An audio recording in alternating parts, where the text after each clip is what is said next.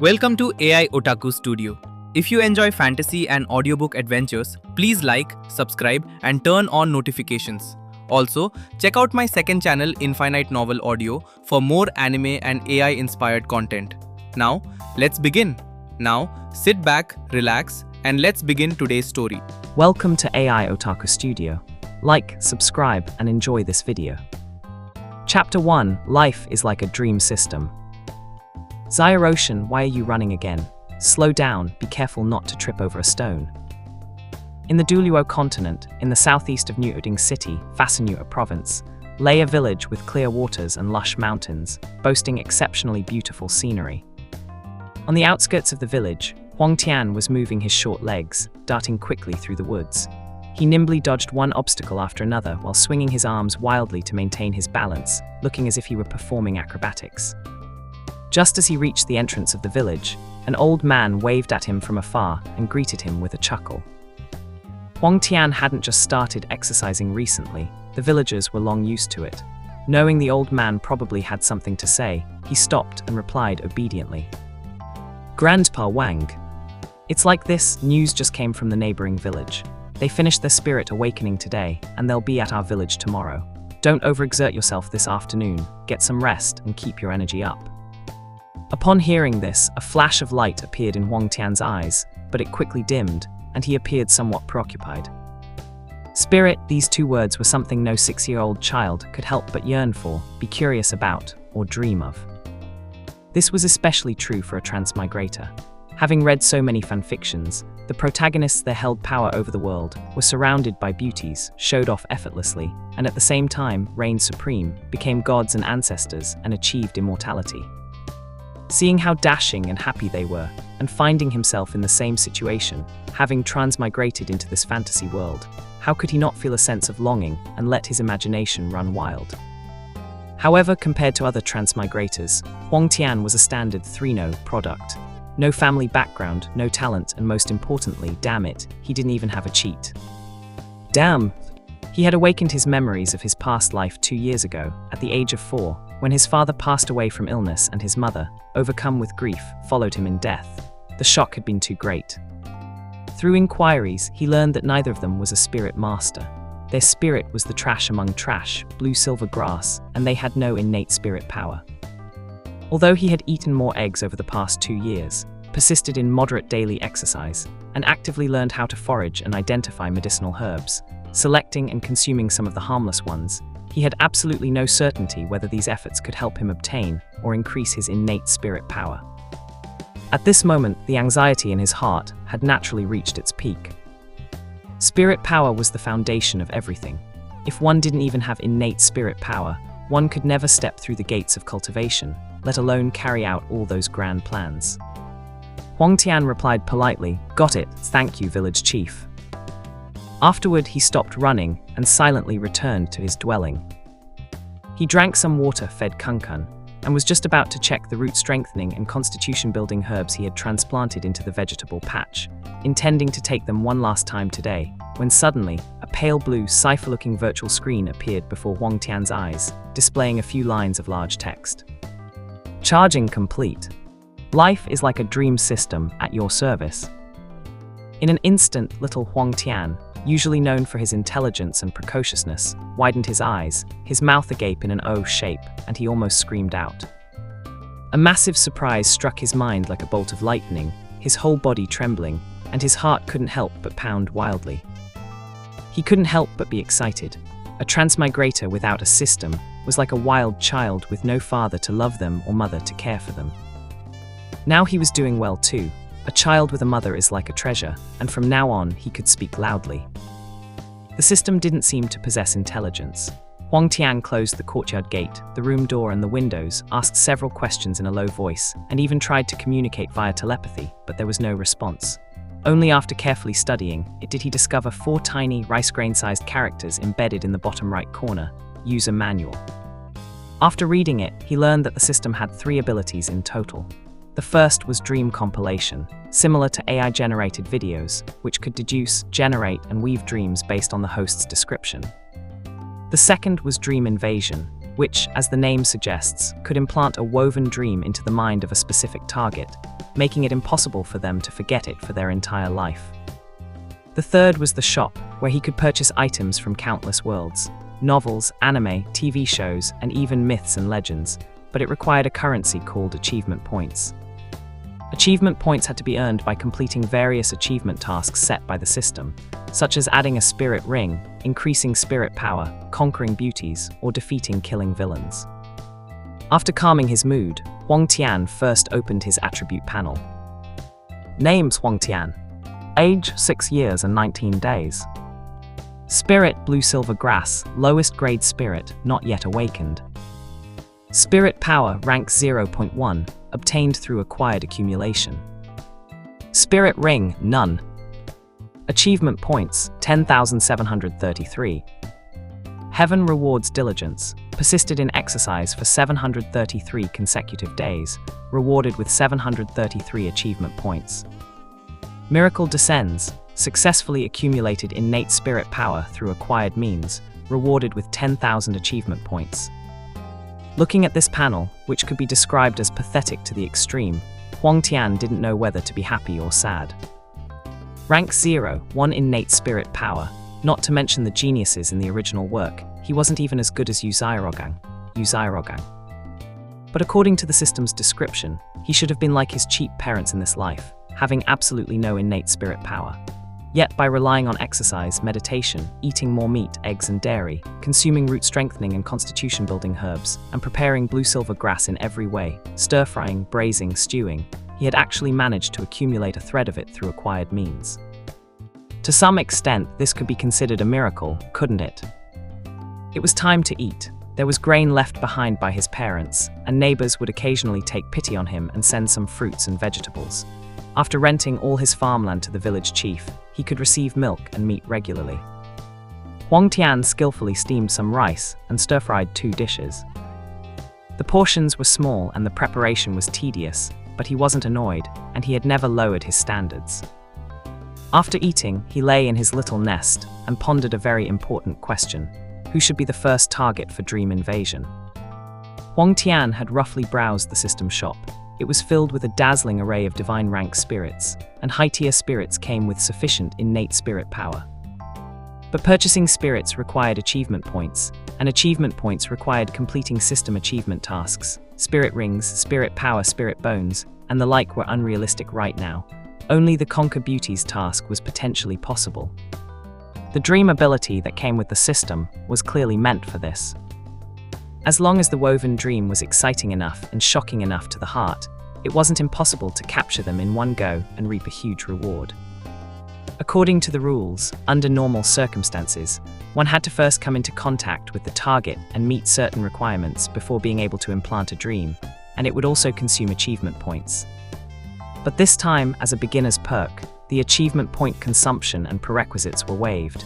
He could choose anyone, even if the target was at the ends of the earth. Tian didn't make a decision rashly, but instead carefully analyzed his needs and the possibility of achieving his goal. Spirits and innate spirit power were too important. He couldn't afford not to be cautious. Chapter 2: Dream Weaving. The requirement was simple: enough achievement points. According to the reward rules for the Conquer Beauties category, the greater the target's potential, the stronger their strength, the higher their beauty, the closer their connection to the original plot, and the more loyal they are to the host, the more generous the rewards. Among them, the beauties with both formidable strength and high beauty were limited to a few. Bibaidong Grand Priest Bo Saixi and Sea Witch Spirit Hall also seem to have a female titled Douluo. I won't consider the title Douluo for now. As for those with impressive potential and high beauty, the choices were numerous: Kaian Rengxu, Ning Rongrong, Zyro Wu Huliena Shui Binja. If one included the effects of immortal herb, Zhu Zhuqing could also barely make the list. Possibility of achieving the goal. Looking at these words, the corners of Tian's mouth curled into a mischievous smile as he silently typed 3 words into the system interface: love-struck brain. From the moment he understood the capabilities of the Life as a Dream system, an instinctive idea was born in Tian's heart. He could mass-produce people experiencing rebirth. A dream? Who said it was a dream? Do you want to be sued for slander? It is clearly the past life memories of my wives. Conquer beauties. Conquer my ass. Showing off abilities, caring for them, playing the hero to save the beauty, scheming, waiting for approval. These old routines are so tiring. How much better would it be to just create a dream and let them discover for themselves that they are actually my wives? Simple, direct, and saves effort. Skip those useless intermediate processes, head straight for the result, and get it done in one step. Tian wrote down the first filter condition, love-struck brain, intending to use the process of elimination to select the most suitable target. However, as he raised his eyelids, he suddenly froze, becoming motionless. He unexpectedly discovered that according to this standard, except for the Sea Witch and the Spirit Hall's Lingyuan Douluo, who didn't appear much in the plot, not a single other person was filtered out. 6. As expected of the love-struck brain continent, it truly lives up to its reputation. However, I like it. A love-struck brain is exactly what I want. It's incomprehensible and detestable for them to be love-struck over others, but what if they are love-struck over me? That would be a wonderful thing. Soon, Tian wrote down the second condition, powerful. As his first wife, strength had a much higher priority than potential.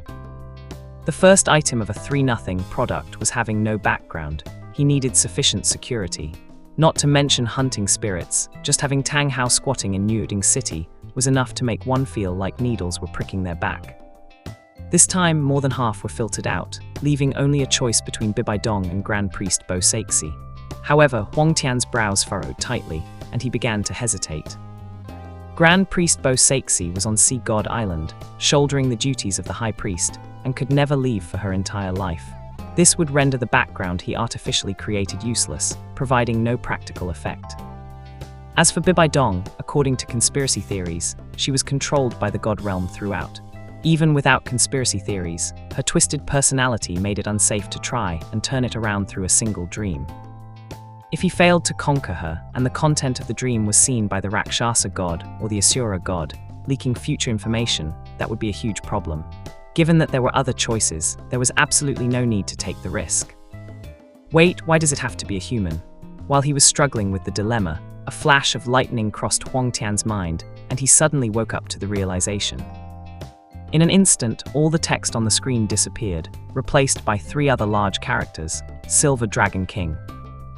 If he wasn't afraid of the Destruction God King smashing him with a hammer, he would have almost wanted to write Life God King. Aside from the Life God King, the strongest female divinity was undoubtedly Guyuina. In her prime, even the Life God King wouldn't dare to challenge her. Her strength went without saying, she was a former God King. Her beauty was the top in the Douluo series, and her potential might even have a chance to go further. She was also a top-tier, love-struck brain, who could abandon the survival of her race just to be in love. "Oh ho, it's you," Tian was instantly overjoyed. He took another deep breath, trying his best to calm his mood. A moment later, Tian began typing furiously, weaving the past life memories exclusive to Guyuina. In less than half an hour, a standard Douluo fanfiction outline was fresh out of the oven. He had not only read countless web novels, including a large amount of brilliant Douluo fanfiction, but he had also written them himself. It could be said he was familiar with the road. There was no difficulty at all, and he could do it with his eyes closed. Standing from the perspective of the Silver Dragon King, he watched as an orphan quickly rose from humble beginnings, constantly creating miracles, step by step becoming the supreme God King, ruling the God realm, and simultaneously bringing blessings to the world. Along the way, he would beat up Tang San, research new spirit theories, make Yu Xiaogang so angry he vomited blood, and thwart the Asura god's conspiracy to save the world. Of course, love had to be pursued, with all sorts of sweetness and undying devotion. After finishing, he carefully browsed through it once, made slight modifications, and nodded with satisfaction. Done. Perfect. He immediately commanded the system in his heart, "Start simulation." The simulation function could supplement details not covered in the outline, find flaws, and pick out loopholes. It was one of the core modules of the system's dream-weaving function. Very quickly, with a snap, 2 bright red, eye-catching characters appeared on the interface. Failed, causing Tian's smile to freeze. What's going on? Tian operated with his mind, clicking into the details page, only to discover that dreams were not woven arbitrarily.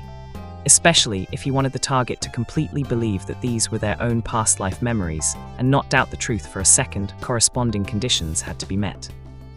According to the simulation results, the outline he created had at least 3 major loopholes. The first was that there was no explanation for the origin of the past life memories. Having a segment of future scenes appear in one's mind for no reason felt more like the effect of some spirit ability. The Silver Dragon King would suspect that the God Realm had discovered her hiding place and was preparing to make a move against her. The second was his excessive promiscuity. In order to lay the groundwork in advance, Tian had described in the outline that he already had many wives before meeting Gu Yuina, and even wrote that despite this, the Silver Dragon King didn't care at all and was determined to step into the quagmire. The system believed that this lacked sufficient foreshadowing and could not convince a top-tier, love-struck brain. Even if she chose to believe it, the final result would be to strike first, using her own methods to nip the possibility of other wives appearing in the bud, rather than accepting it and watching it all happen.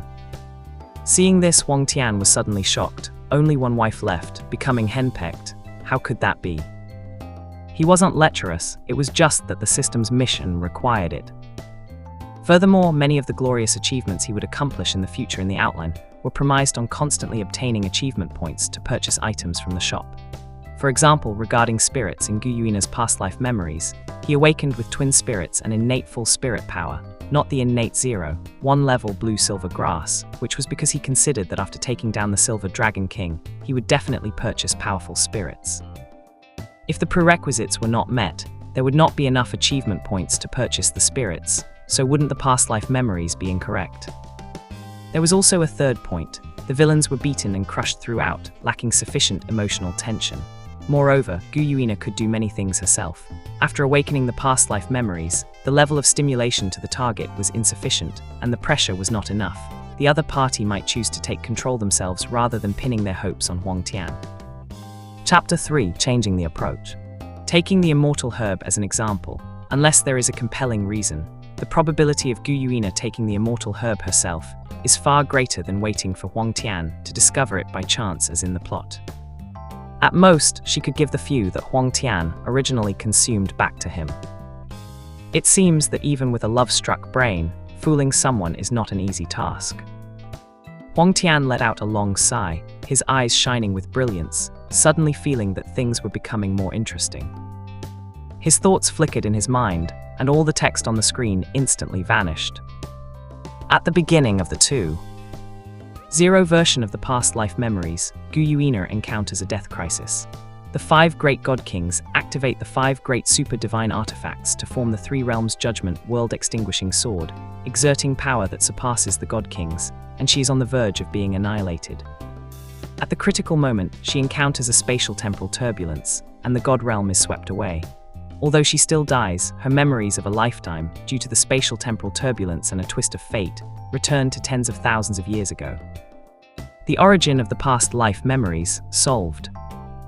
Next, Tian changed his previous power fantasy routine, where he described himself as one of a kind, born with knowledge, omnipotent, and ending with a happy conclusion. Replacing it was a protagonist of a tragedy, someone with exceptional talent, righteous and kind, yet struggling to survive due to the mockery of fate and the conspiracies of unscrupulous villains, only to fail in the end and meet a bleak conclusion. Interspersed in between were a large number of life and death separations, misunderstandings, mistakes, and failures. He wanted to make the Silver Dragon King feel heart-wrenching pain, regret her past actions, and be filled with monstrous hatred. Tragedy often possesses more emotional tension than comedy, and is better able to stimulate the soul and leave a deep mark. Anyway, these were fabricated past life memories, not his real experiences. Real experiences, of course, should be even more enjoyable. The reason he was so miserable in his wives' past life memories was precisely to make his wives feel more sorry for him, to satisfy him wholeheartedly, and thus enjoy life to the fullest in the real world. Not only was he miserable, but Gu Yuina herself had to be miserable. The spirit beast race she cared about had to be even more miserable, completely finished, and even humans didn't escape the clutches of the villains, living in deep misery. In short, it was a plus tragic version of the original ending. Spirit beasts were exterminated, the order of the human world ceased to exist, fighting never ended, and the god realm was shrouded in darkness. In this version, Tangsen was even more disgusting. The Asura god had even lower standards. Many things were changed to conspiracy theories, and the word suffering ran through the entire life of everyone with a conscience who wanted to resist. As for having many wives in the future, Huang Tian's solution was very simple. For the world, for all living beings, for fairness, for justice, and for everyone he cherished and who cherished him. He accidentally created a powerful dual cultivation technique, and seeing the world and the human world like this, he had no choice but to endure the humiliation and heavy burden. He was willing to bear the infamy of being a playboy, willing to be misunderstood by those he loved, just to gain the power to change all of this. This time, it took more than 2 hours to finish writing, and the second review, revision, and addition of details took another 70 minutes. The system deduction showed there were no major flaws or loopholes. For the remaining minor flaws, Huang Tian corrected them one by one without changing the main storyline. In the evening, the setting sun began to dip in the west. After reviewing the 2.6 version of Gu Yuina's past life memories for the last time, neither the system nor he himself found any problems. Huang Tian did not hesitate any longer and firmly pressed his mind on the word generate.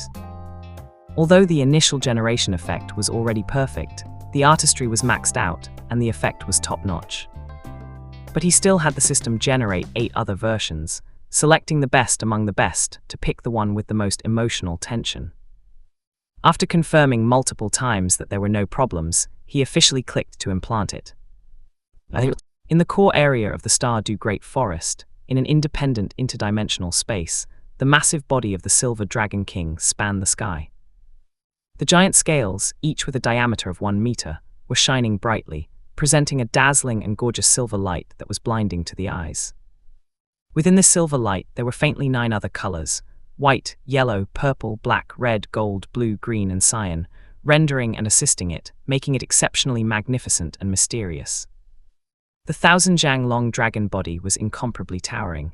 Even in her sleep, the aura of a god king was still naturally emanating at all times, forming a special biological force field. Ordinary experts would probably not even be able to stand or breathe here.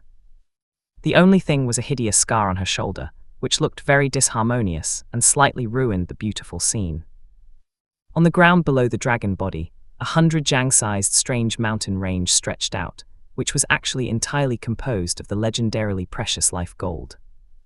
As the mountain range followed the breathing rhythm of the silver dragon, it occasionally emitted some mist that was swallowed. This process had been going on for who knows how long, when suddenly, the silver dragon's towering body trembled violently, her 4 claws tightened, and her tail whipped out over 1,000 meters away. It seemed she had been stimulated by something. Her breathing rhythm was disrupted, and her relaxed and calm facial expression changed drastically, showing human-like shock and a momentary fear, but she did not wake up or open her eyes. What is going on? I actually had a dream. No, my consciousness is clearly awake, yet the images are still continuing. This is not a dream. If it's not a dream, what are those images? Is it someone's spirit ability? Gu Yuina was stimulated, and her consciousness reacted in a very short time. But even though she had awakened, it did not interrupt the content of the dream. It tenaciously continued, becoming even clearer, with every detail sharp and distinct. There even appeared senses that shouldn't exist in a dream, such as smell, divine sense, and energy perception. And soon, she was attracted by the stimulating content, having no time to think about what the strange images in her mind were all about. This is the current state of the god realm, and who is that corpse? Why do I feel such palpitations? Looking up in the center of the vast starry sky, a 7-colored sphere was constantly approaching, while simultaneously growing rapidly to occupy the entire field of vision. The clouds and mist inside the colored sphere were unpredictable, sometimes like surging waves and rolling clouds, and sometimes like a quiet beauty, remaining unmoved by the wind and waves. One could clearly perceive that extremely rich heaven and earth elemental energy was permeating within it, and layers of magnificent palaces were glowing with a faint golden light under the reflection of divine light, which was visually stunning. Not far from this colored sphere, a broken corpse was floating in the void realm. Its head had been severed, its limbs were incomplete, and its torso was covered in wounds deep enough to see the bone. From the golden blood spilled, and the characteristics displayed by the bones and flesh, it could be seen that its owner possessed at least the cultivation level of a main god. But strangely, the color of the divine force and the energy aura were different from any known divinity or god position in her memory. In other words, he was an extremely rare, self-created god position. Just from this one image, a hint of surprise arose in Gu Yuina's heart. Becoming a god through a self-created god position was much harder than becoming a god by inheriting a god position. The next second, Gu Yuina discovered that this image originated from her own vision, because she spoke. Chapter 4: Gu Yuina's Shock. No, tilde. A miserable roar, extremely shrill and filled with such intense, overwhelming emotion that just hearing it made one's scalp tingle instantly, hair stand on end, and one's soul suffer a powerful shock, suddenly erupted and pierced through the sky. No, Zyroshan, I was wrong, I understand you now. I can grant all your wishes, please don't die. Gu Yuina could clearly feel that she was shedding tears in the dream. Immense fear and regret pressed down on her head like a great mountain, her heart was tightly gripped, and she couldn't even catch her breath. Even without knowing the cause or effect, she couldn't help but be moved by the scene, feeling sorrowful as well and secretly puzzled. She had already begun to immerse herself in it. What is happening? What exactly happened? Who is Zyroshan? Why would his death make me feel so devastated? After flying closer, the Silver Dragon King suddenly transformed into human form, trembling hands holding that dilapidated head, pulling it tightly into her embrace. Bean-sized teardrops fell. The extreme grief was such that she couldn't even make a sound, only whimpers came from her mouth. Is it really necessary to be this exaggerated? Gu Yuina was even more curious in her heart. At this moment, she in the vision lowered her head and gently kissed the brow of the head, which was barely intact. However, the moment her lips touched it, she suddenly froze. Then she saw another scene. The last words the owner of the head had forcibly preserved with his final divine force were triggered. A young man wearing mighty armor, handsome in appearance, with a dashing figure but a temperament that carried a hint of laziness and casualness, appeared in her consciousness through divine thought. The man was lying in a rocking chair, hands behind his head, legs gently swinging, causing the chair to rock back and forth rhythmically. It seems that I ultimately failed. This world is truly wonderful, with so much good food, beautiful women and beautiful scenery that makes one reluctant to leave. What a pity, I won't be able to enjoy it anymore. The man was sighing, feeling sentimental and nostalgic the moment before, but suddenly flared up the next, his face stern and his eyes displeased. What did I tell you before? I told you to run far away, and not to come back unless I succeeded. Does the vast starry sky not offer enough space? Did you have to pick a fight with the Douluo god realm? Why didn't you listen? Do you want to get spanked again? A moment later, his expression returned to kindness, his eyes filled with affection. He stretched out his hand as if to stroke something, but touched nothing. There was only a puff of air in his palm. You are still so silly, you have always been so silly. However, this time, do not be willful again. Hurry up and run for your life. There is little hope for Zua and the others to escape, but you are a god king and possess the power of space. As long as you leave the coverage of the god realm's divine force and lose the god realm's bonus, even Shura and the others won't be able to do anything to you. My career has failed, my dreams are shattered, my life is fading, and the traces I left behind will surely be erased. If there is anything that can prove I existed, it is only you. Promise me, okay? The vision dissipated, and Gu Yuina felt inexplicably lost. He seems quite affectionate. His appearance matches my aesthetic, and his talent for creating a god position is also quite good. If such a person really existed, perhaps I might truly fall in love with him. But before she could indulge in her feelings, her body tensed, claws retracted, and her toes curled so hard they could have dug out a 3-bedroom apartment. Her entire soul was overwhelmed by a huge sense of shame, and she desperately wanted to delete these memories from her mind. Because she in the vision actually summoned a whip, controlled it to aim at her buttocks, and earnestly whipped herself one by one. And her expression was exceptionally nostalgic, a smile playing on the corners of her lips. Not more, not less, exactly 20 lashes.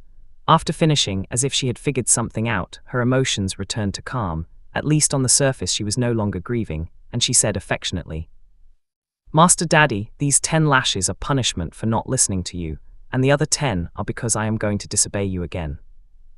"Ah no, wait, what are you doing?" Explain to me what on earth is Master Daddy. This definitely isn't me. There is no way I could be this love-struck. In public, this is just too shameful. Do I, a dignified god king, not need face? Guyuina felt like she was going crazy. A strange shame filled her soul. Her bones felt numb and tingly, and her scalp felt like it was being electrocuted. However, the content of the vision did not change according to her emotions.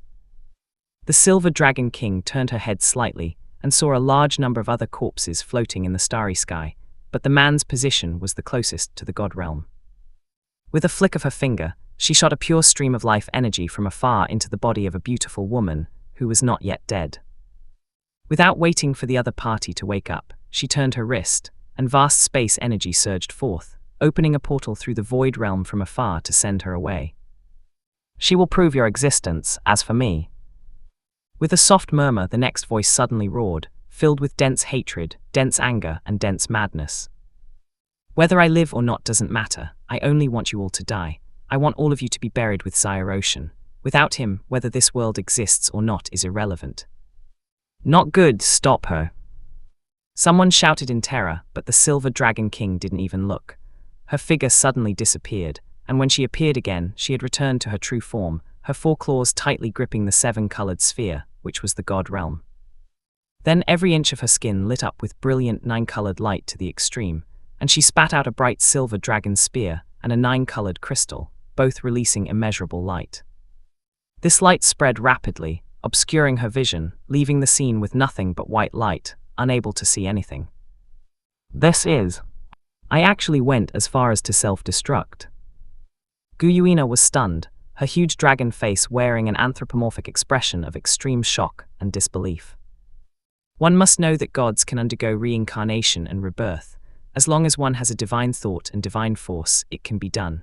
However, the more power left behind, the more one inherits from the previous life after rebirth, making it smoother to cultivate. Only by self-destructing, destroying all divine force, god position, god rings, and divine Douluo, would nothing be left, not even making reincarnation possible. It meant completely disappearing from this world.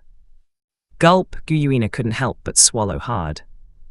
If her previous mindset was more like watching a movie, even with emotional immersion, and even if the person in the vision looked exactly like her and had the exact same abilities, she still regarded herself as an outsider. She still maintained instinctive vigilance, a dignified god king actually dreaming, perhaps it was someone plotting against her. But at this moment, a huge shock stirred up raging waves in the deepest part of her heart. Because she had clearly realized that she was actually somewhat timid, and the crazy side had all been separated to the Golden Dragon King, this rational half would instinctively calculate risks and consequences. She who should not have done such crazy things, had sacrificed her life and forgotten death for the sake of one person, regardless of any cost. She was somewhat touched. What kind of emotion was that? To make someone completely forget even the terror of life and death. Chapter 5, Past Life Memories. Guyuina's shock and confusion lasted for only the briefest of moments. Almost the very next instant after the 9-colored light merged into a white glow, obscuring her entire field of vision, the surrounding space suddenly shattered, transforming into countless irregular spatial fragments, large and small, moving in disorder like a pot of chaotic stewed treasure porridge. Between these fragments permeated endless chaos power. They were the most fundamental energy of the universe, and also the origin and destination of all matter, energy, time, space, information, and order. All things were created within chaos, absorbed chaos energy to grow and develop, and finally were destroyed back into chaos, repeating in an endless cycle. Influenced by the power of chaos, the timelines where these spatial fragments resided were completely chaotic, and the spacetime each occupied was not the same. Don't forget to like, comment, subscribers, and share to AI Otaku Studio. It was possible for one piece to be from 3 years ago, while the next was from 3,000 years ago. Guyuina saw the scene within One Piece. It was actually the primitive era, before the dragon had been born and civilization had been established. This is a spacetime turbulence. Guyuina knew many secrets. Just as this realization dawned on her, she saw the only 9-colored crystal fragment in the scene that hadn't completely exploded and had not yet exhausted its divine force. Its energy suddenly converged. Although it became dim and was reduced to a piece the size of a fingernail, it had successfully been preserved. This crystal fragment tore through space, landing in succession from near to far around those corpses in the distance. It paused slightly, as if collecting something, and finally aimed at a specific spatial fragment, shooting out all its remaining energy before turning into powder and dust, completely dissipating. Seeing this scene, with a boom, Gu Yuina's brain crashed. The entire dragon froze in midair, motionless. The shock in her heart 1,000, 10,000 times more exaggerated than before, unable to calm down for a long time. She completely understood what those images were about. They were actually the presentation of her past life's memories. In her past life, because of her lover's death, she had self-detonated to take revenge on the God realm, but accidentally triggered a space-time turbulence, causing time and space to become completely chaotic. Thus, she used her remaining time and power to transmit the most important part of her memories back to tens of thousands of years ago, before she had met Zyroshin. That silver dragon king, filled with monstrous hatred and willing to self-detonate, wanted the current Gu Yuina to make up for all regrets and obtain everything she had once lost and missed. This, even as a dignified god king with vast experience, her heart was still stirred with stormy waves, and she didn't even know when tears had begun to stream down her face. It wasn't just obtaining future memories, it was also the content displayed by those future memories. She died, she fell in love, her lover also died. This. While shocked, endless doubts arose in her mind. Who is Zyroshin? Who are those corpses, and who is the Zua mentioned in the conversation? What actually happened in the future? What did I and Zyroshin do? Was it an accident or a conspiracy? What role did the god realm play in this? The Lord died in battle. Why were no other powerful spirit beasts seen fighting? For a long time, the scenes, they should be called memories now, continued to unfold. This time, Gu Yuina did not resist at all, and was instead eager and willing to immerse herself completely, not wanting to miss a single detail. One day, she was sleeping when she was suddenly stimulated and awakened by an abnormal energy fluctuation. Although she was in a different space, to guard against the God Realm schemes, she still maintained a minimum level of sensing and attention toward the outside world. She discovered immediately that this was a 100,000-year spirit beast performing a sacrifice. She extended a few strands of mental force and saw from afar an heroic young man with an extremely strange spirit ring configuration. He was the very lover she had gone crazy for at the end of her memories. Although a long time had passed, his appearance had not changed much. Only after becoming a god was his aura even more abyssal. Gu Yuina gazed deeply at him, as if she could look through him, but at the time she only saw that he possessed twin spirits, each extremely powerful, and to be able to cultivate to level 90, his innate spirit power must not have been low. As a result, she was surprised and chuckled for a moment because his first 5 spirit rings were white, yellow, purple, black, and the second spirit was also equipped with several purple rings. She did not pay much attention to him, soon withdrew her gaze, and fell back into a deep sleep, using life gold to recover from her injuries, divine force, and physical body. Sleep knows no time. She did not know how long it had been before she was awakened again. This was already the 5th time she had been awakened recently. The previous 4 times were because someone had become a god: the Rakshasa god, the angel god, the sea god, and the Asura god, as well as the martial god just now. The difference was that the Rakshasa god, the angel god, the sea god, and the Asura god had all become gods by inheriting existing god positions, while only the martial god was a rare case of creating a god position. The gap between the two was no less than the difference between a top student getting a perfect score on a physics exam and Newton establishing the system of classical mechanics, or Einstein publishing the theory of relativity. In particular, the law represented by the martial god was different from those who had successfully created god positions before. It was actually a supplement, reform, and development of the existing cultivation system. The sea god became a god by ruling the seas. It was called a self-created god position, but in reality, it was just splitting the authority of the water god. It had elements of opportunism and must have received strong support from the god realm. It could be considered a fake among self-created god positions, barely touching the definition in name only. The angel god was slightly better, but the law of order and justice she represented was already possessed by the god realm, so she could be classified under the god system of the god of goodness. But the martial god, who condensed a godhead by relying on a brand new cultivation method, had a completely different level of value compared to the former two. The last one to achieve such a feat was her father, the dragon god. Even the dignified Silver Dragon King could not remain calm and felt deeply shocked. After thinking it over repeatedly, she made a decision that would affect the fate of the rest of her life.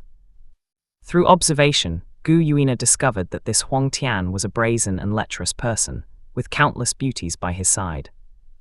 Thus, she expended a portion of her life divine force to create a clone with an extremely beautiful appearance to approach him, wanting to obtain that set of brand new cultivation methods to see if it could accelerate her recovery, and to use it to cultivate geniuses among the spirit beasts to increase the foundation of her race. When the golden wind and jade do meet, they surpass countless encounters in the human world. Gu Yuina never expected that the clone, which was supposed to be just a spy, had actually fallen, deeply in love with Huang Tian, and was extremely resistant to being reclaimed by her. Therefore, it revealed the existence of the original body to him, and Huang Tian came to her door to negotiate.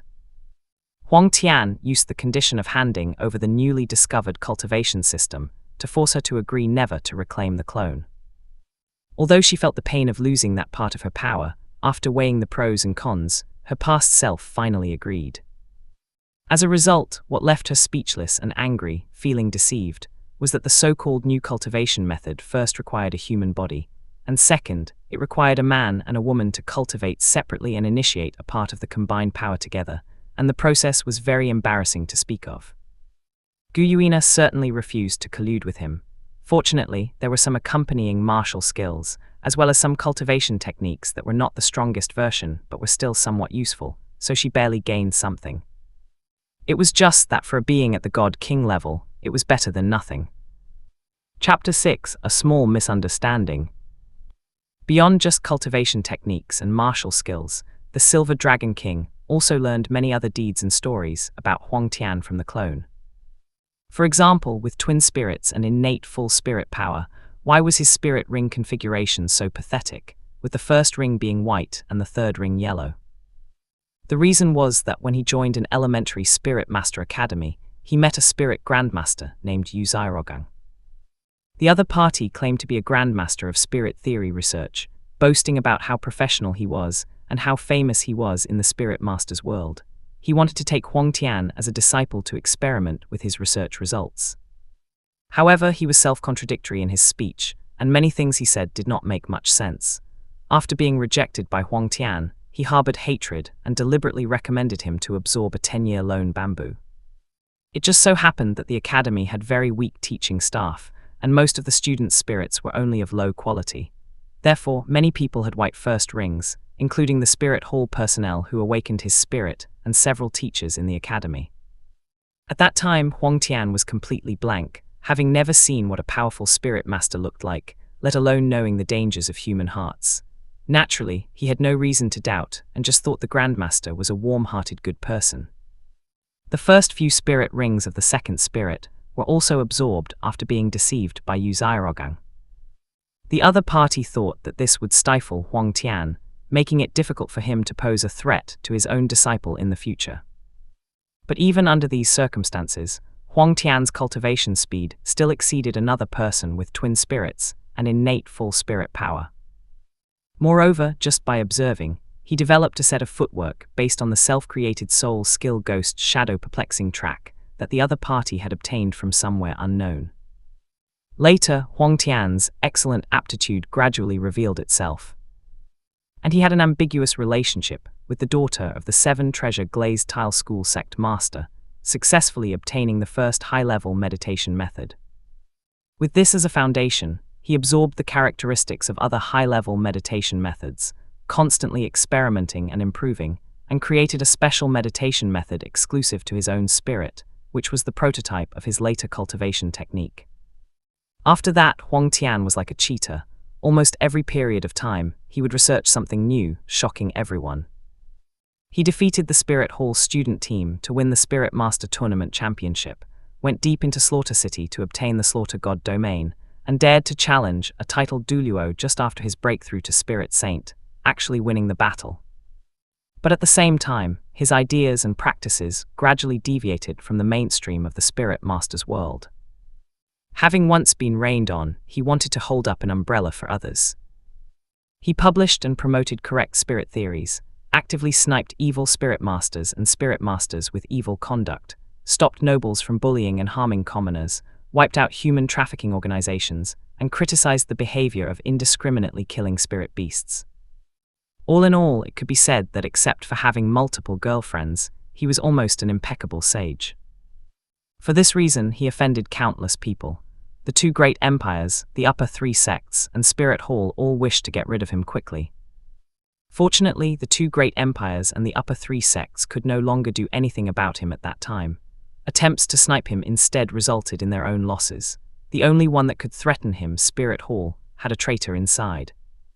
The High Priest's granddaughter, Tian Rengxu, and the Supreme Pontiff's disciple, Hu Liena, both admired Huang Tian for certain reasons and repeatedly tipped him off, allowing him to escape unscathed. In addition to his pioneering achievements in cultivation, and those deeds of punishing evil and promoting good, there were, of course, the grievances, breakups, reunions, and entanglements between him and his many girlfriends. Gu Yuina was not particularly interested in these things, but she still listened with great interest. Perhaps because there was not much strength left before rebirth, or even with the help of chaos power, the environment of the spacetime turbulence was unique, and traveling through spacetime was still extremely costly. In her previous life, she only transmitted the most important parts of her memories back. Therefore, the previous plot went by very quickly. Many things often only had 1 or 2 frames and 1 or 2 sentences of dialogue, barely enough to understand what happened, with large periods of time being skipped. However, when it reached 5.5 minutes, it rarely provided a whole segment of film, including the cause, effect, and detailed process. At the top of the life gold hill, the Silver Dragon King was cultivating. She had transformed into human form, sitting cross-legged with a calm face and long, steady breathing. Huang Tian not only created one cultivation technique, the Yin-Yang Great Tao was the most effective one, but other types were also quite powerful. So she did not fall into a deep sleep as usual, using dormancy to slow down energy consumption, but actively circulated her cultivation technique to absorb the energy of heaven and earth and life force. Just at this moment, a familiar voice rang out in the air, with an urgent and joyful tone. Master, Zyro Hai has important information to report. Zyro Hai was the golden-eyed black dragon king, the beast god Tian, once one of the 9 great dragon kings under the dragon god. This was the dragon god's affectionate nickname for them. Others included Zyro Bai, Zyro Qing, Zyro Hong, Zyro Lan, and so on. She could actually be called Zyro Yin, but no one dared or was qualified to call her that anymore. Thinking of this, Gu Yuina was suddenly stunned. No, someone might be qualified in the future. Speaking of which, what does love actually taste like? Anyway, no matter what happens, I will absolutely not call the master daddy. It's too shameful. At most, I will allow him to call me Zyro Yin. With chaotic thoughts in her mind, the screen skipped the useless pleasantries and explanations. The next scene was in a mountain col. The cliffs on both sides were steep, and a babbling stream flowed through the valley. A large number of cold-attributed trees and flowers grew around. Even though the sun was still overhead, the view here was dim. I don't know what happened before, but the Silver Dragon King in the picture had a flushed face, hands on her hips, neck stiff, and eyes glaring, looking very gnashing of teeth. However, Gu Yuina could clearly feel that her heart was actually beating wildly, her legs were tensed tightly, and her 10 toes were also gripping the ground. She actually seemed to be secretly happy. All right, isn't it just mistaking the person? Who told us to look so similar? Besides, being kissed isn't a big deal. Business is more important. A woman who looked exactly like her, with long silver hair like rippling blue waves and purple eyes like autumn water, bright and stunning enough that even she couldn't help but feel pity for another version of herself, spoke up to mediate. Gu Yuina suddenly understood. It turned out that Huang Tian had mistaken her for the clone and accidentally taken advantage of her. He could even mistake this. Putting aside everything else, the power aura is different in the first place, truly careless. As soon as the Silver Dragon King clone finished speaking, Huang Tian took advantage of the situation. Yes, at worst, I will harden my heart, grit my teeth, and suffer a little loss, letting you hug my waist and kiss me once. At that time, I guarantee I won't talk about you, won't complain, and won't be angry at you. The Silver Dragon King was even angrier. Gu Yuina also widened her eyes. Ah, is this person so shameless? To think he could say that. Also, what's with that serious, determined expression? However, it seems that this should be the starting point of the relationship between the real body and Huang Tian, right? A little bit sweet. Chapter 7, The Startling Appearance of the Soul Spirit. The small interlude ended, and soon the scene jumped to everyone gathered in a circle. There were the Silver Dragon King, the clone, Tian, Huang Tian, and several beautiful women she didn't recognize, who were likely the Zyro Wu Ning Rongrong Zhujuking, Hu Liena Kaian Rengxu, and others mentioned in the clone's narrative. Surrounded in the middle were a little girl and a strange spirit beast, whose form was somewhat similar to a wolf, but with clearly different details. She had been asleep for too long, and she might not necessarily know all the new varieties that had evolved in the spirit beast world during that time. However, she could sense that its main attribute was mental force, and it was quite strong compared to the 10,000-year level. The spirit beast was decrepit, its flame of life weak, and there were 2 wounds on its back deep enough to see the bone, meaning it could die at any moment. 4 spirit rings lit up on the little girl's body: yellow, purple, and black. The first yellow one was quite dark, with hints of purple visible, clearly extremely close to the 1,000-year level. The third purple spirit ring was also pure in color, over 7,000 years old, and definitely not the light purple of an ordinary third ring that had just barely reached 1,000 years. Gu Yuina was instantly shocked in her heart. Who is she? She looks underage, right, to be at level 50 so young. The first 4 spirit rings actually all exceeded the normal range, yet she didn't explode and die. Could this be the true limit spirit ring mentioned earlier? How on earth was this achieved? While she was pondering, Huang Tian moved. A spirit body wearing silver armor drifted out from above his head, extremely solid, with almost no sense of illusion. 10 spirit rings also unfolded one by one, half of which were already golden, with only the first few rings in the process of transforming from red to gold. The 2 of you remember this. Do not resist later, otherwise there is a possibility of failure, which is not a good thing for either side. The spirit beast nodded with effort. The little girl, however, looked somewhat helpless. Oh, I know, Dad. On the way here, you and Mom already nagged me about it several times. Huang Tian then stopped wasting words. A large amount of materialized mental force surged from his spirit body, and in the blink of an eye, it condensed into a complex circular formation around the little girl and the spirit beast. Countless mysterious runes flickered on and off, with dense, curved lines crisscrossing between them. After about 3 breaths, the spirit beast's body stiffened, its head drooped to the ground, and its eyes lost their luster. Replacing it, a ring of light, slightly thicker and brighter than a normal spirit ring, quickly condensed and formed on the periphery of the little girl's 4th spirit ring. Soon after, the spirit body of the spirit beast that had just been there suddenly leapt out from the spirit ring. It no longer had its previous severe injuries or frailty. It was full of energy and ran, and darted through the forest with immense joy. It would occasionally leap onto the treetops, and occasionally affectionately rub its cheek against its master's calf, studying the difference between this state and the normal one. The people around were also instantly overjoyed, including Tian and herself in the scene. Haha, it succeeded, it really succeeded. Is this a soul spirit? How magical. Wow, I knew you were the best husband. Now the spirit beasts are saved. Thank you, Dad, and thank you too. I'll call you Little Purple from now on, since you're purple.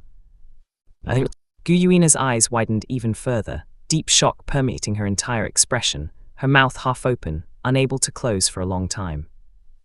Others might not understand, but she was not unfamiliar with this process. Wait a minute, contracting a spirit beast's soul into a spirit ring, and maintaining the autonomy of the soul's thinking and consciousness. Isn't this thing the very concept that Father God researched back then for creating the God realm? He just created his own God position, and right now he isn't even as strong as the weakest third-class divinity. How on earth did he manage this? The relationship between the God realm and divinities was actually identical to the relationship between a spirit master and a soul spirit, except that after the dragon god passed away, the God realm itself had no intelligence, and coupled with severe damage, it was no longer possible to forcibly control and restrict the divinities. This was also the main reason why a god position had to find a successor before the previous occupant could be released. Soon Gu Yuina thought again. Divinities can become stronger through cultivating and absorbing the power of faith, and they can pass the god position to others, allowing them to inherit it.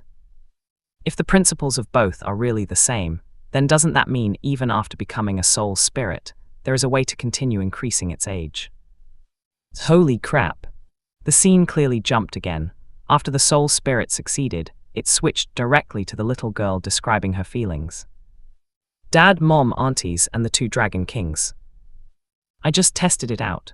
The soul spirit ring not only consumes less spirit power when activating skills compared to ordinary spirit rings, but its power is at least 50% greater than those of the same age.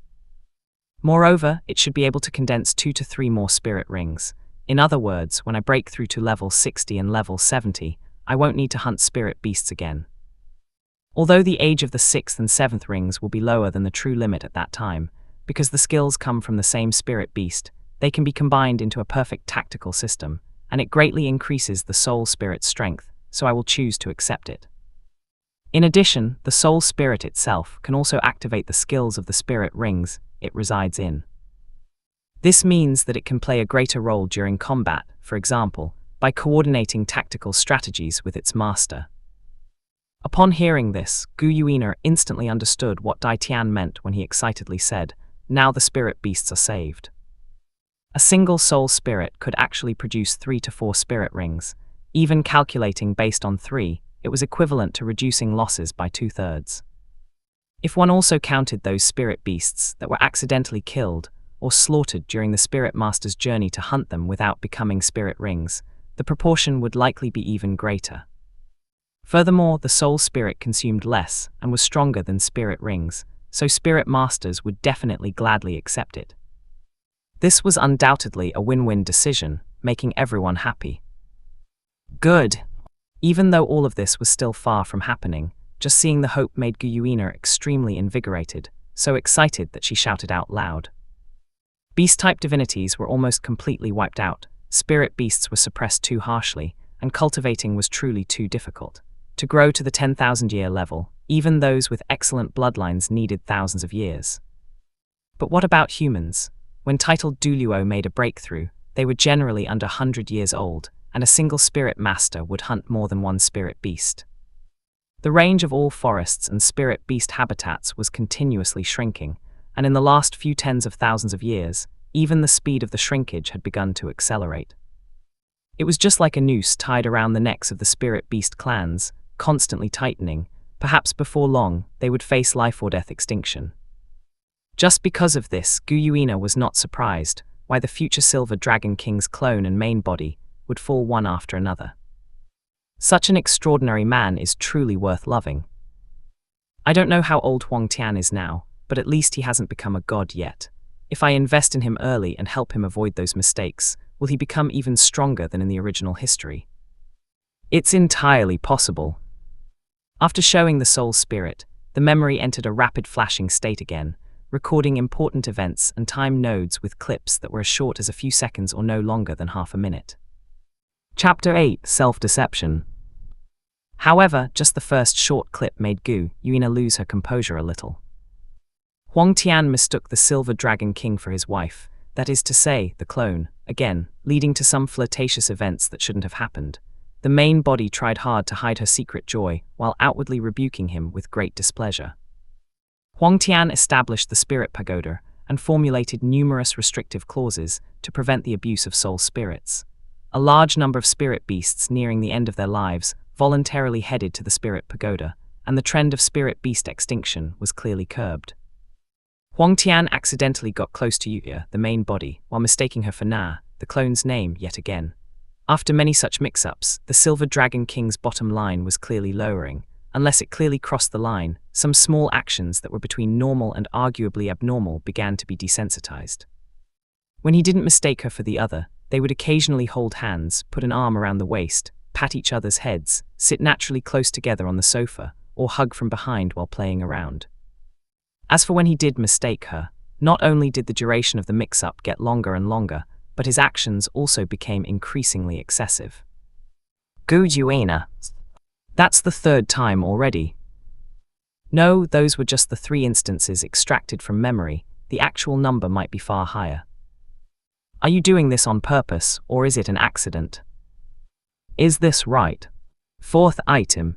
The spirit pagoda became famous across the continent, attracting countless spirit masters to join, and becoming a powerful force standing on equal footing with Spirit Hall, surpassing the 2 great empires.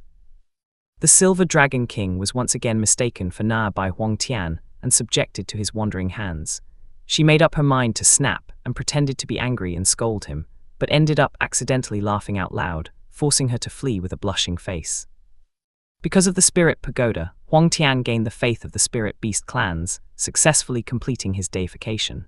His physical body became a divine body, his soul became a divine soul, his spirit power transformed into divine force, his spirit transformed into a divine artifact, and his spirit ring transformed into a divine ring, greatly increasing his strength.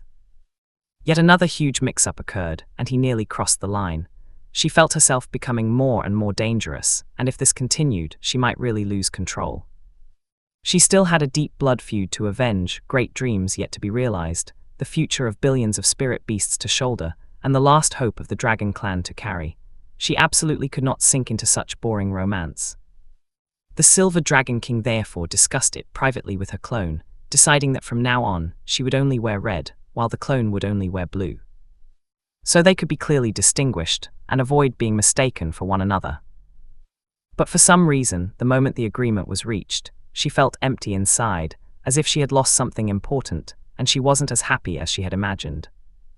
When she went to tell Huang Tian about this, to her surprise, before she could even speak, he impatiently mistook her for Nar and began to bully her. In an instant, her whole body went limp. She couldn't unleash even a bit of her powerful strength and was unable to resist. Fortunately, she suddenly regained her senses at the last moment and fled. The more Gu Yuina watched, the more something felt wrong.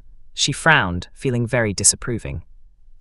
Once or twice is one thing, but to mistake her every single time, is that even possible? I feel like there's an 80% chance this bad guy is doing it on purpose. Besides, he just comes up to people without even trying to tell who it is. Is he trying to distinguish and failing, or is he not trying at all, or perhaps he doesn't want to? And myself, honestly. Knowing she would be mistaken for the other, why stay in human form? Why not just return to her dragon form? With a body 1,000 feet long, let's see how he could mistake her then, or take advantage of her. At the very least, when he comes up, just swat him with a claw, give him a lesson and see if that kid dares to be careless again. Furthermore, after it happens, she only scolds him with a few words. She doesn't even use a single swear word in her reprimands, and her tone isn't even intense. Soft and weak, completely ineffective. What's the point of that? I'd believe it if someone said they were flirting. She even laughed out loud while scolding him. How lame, absolutely pathetic. Even a fool could see that deep down, you don't actually resist or object. If it were me, I absolutely wouldn't. Never mind, this seems to be me. Muttering to herself in her heart, Gu Yuina secretly swore that she would never be trapped by such simple little tricks in the future. She was very smart after all, she wasn't foolish at all. However, even as she thought this, the corners of her mouth inadvertently curled into an inexplicable smile, and she felt sweet inside. It was a very human expression, filled with smugness and pride, as if she had just won a great battle. Her tail swayed slowly in the air from left to right, then from right to left, looking extremely relaxed and leisurely. After a succession of short clips, the daily interaction pattern between the Silver Dragon King and Huang Tian in her memories was almost indistinguishable from that of a normal couple. Facing ordinary contact, such as kissing, she was completely indifferent. From the bottom of her heart and by instinct, she didn't think it was a big deal. What shocked Gu Yuina the most was that Huang Tian never asked whether the person in front of him was Yuya or Na. And as long as the final bottom line wasn't breached, starting from a certain day, the Silver Dragon King no longer told him her identity. If she was mistaken for Na, then so be it. She accepted it with peace of mind, immersing herself in it, enjoying it, and openly savoring the treatment of the clone, openly feeling happy, joyful, and satisfied because of it. She wasn't even hiding it anymore. Anyway, as long as she wasn't exposed, the one dating, playing, and having fun with Huang Tian was the clone. the main body who shouldered numerous missions, had never done anything against the rules. She, the Silver Dragon King, was still cultivating diligently, accumulating strength, and preparing to confront those traitors in the God realm. What? You're talking about those things? Oh, that was just my clone infiltrating this human side to spy and collect intelligence. It's just that Na was too dedicated to her duty, and her spirit of sacrifice and devotion was a bit high. It's no big deal, this is perfectly normal. There was even more absurd stuff. Up to this point, there wasn't a single segment in the memory where Gu Na was angry or dissatisfied. In the few times she appeared, she either pretended not to know or was mediating between the two sides. Even once, when the clone appeared and saw the main body with Huang Tian, she actually called herself Yuga and left. She left. Another time, both of them were present, and Huang Tian instantly and accurately found Yuga. The Yuga who was mistaken for Na. Na herself was indifferent, not showing any unusual emotions. Another time, Huang Tian had spent a long time with other girlfriends, and they hadn't seen each other in a while. The Silver Dragon King actually took the initiative to put on the same clothes as the clone, and went to spend half a day with Huang Tian. Gu Yuina was completely numb. Looking at the incredibly proactive version of herself in the memory, the whole dragon froze on the spot, mouth half open, expression stunned, and even her swaying tail stiffened in midair, motionless. Self-deception. Fooling oneself. No, what are you guys doing? You're playing some wild games, aren't you? I am's fake, and you know I am's fake. I know that you know I am fake, yet I still decide to impersonate. You know that I am fake, yet you still feast to your heart's content. Impressive. Chapter 9, Sacrifice and Fulfillment. Of course, the clips contain more than just romance. They were also interspersed with bits of cultivation, research, and exploration, as well as the evolution of cultivation techniques, new martial skills, new theories, and matters related to the Spirit Pagoda, Spirit Hall, humans, and spirit beasts. One could clearly feel that Huang Tian had never stopped moving forward. He was constantly growing stronger. This was true for his cultivation realm, his research into cultivation techniques and martial skills, and even more so for the promotion and manifestation of his own philosophy. Gradually, even the Silver Dragon King began to find some of these things useful to herself. And gradually, the rift between him and many of the established sects and families became completely irreparable. Especially with the sea god and the Asura god Tang San, who acted as the spokespersons for the nobility, the two sides had numerous arguments and even conflicts. Furthermore, during this period, Tang San's followers became divinities one after another with the forced assistance of the god realm. In contrast, those around Huang Tian, aside from the angel god and the Rakshasa god, were often more outstanding, yet they were never recognized by the god realm. They had no choice but to embark on the path of creating their own god positions or become subordinate divinities to the martial god. The difficulty of the former goes without saying, and the latter required consuming and sharing Huang Tian's own power. Before long, the clips related to romance decreased significantly, replaced by the strife between Huang Tian and the god realm. Huang Tian decided to publish the basic version of the cultivation techniques he had created to all the populous and established academies to recruit those who had achieved success in their cultivation to teach them the advanced versions. He wanted to spread martial arts throughout the world, allowing ordinary people to cultivate as well, but this resulted in fierce opposition from the spirit master community, especially the major sects and families. The Asura god demanded that Huang Tian integrate his god position into the god realm and leave the Douluo world prematurely, forbidding him from interfering in any affairs of the mortal realm again, otherwise he would never be accepted by the god realm. The martial Dao steels that Huang Tian had set up in various places were frequently destroyed. Spirit masters would cultivate the martial arts techniques themselves, yet they would crazily hunt down martial artists and ordinary people suspected of having practiced martial arts, throwing the world into chaos.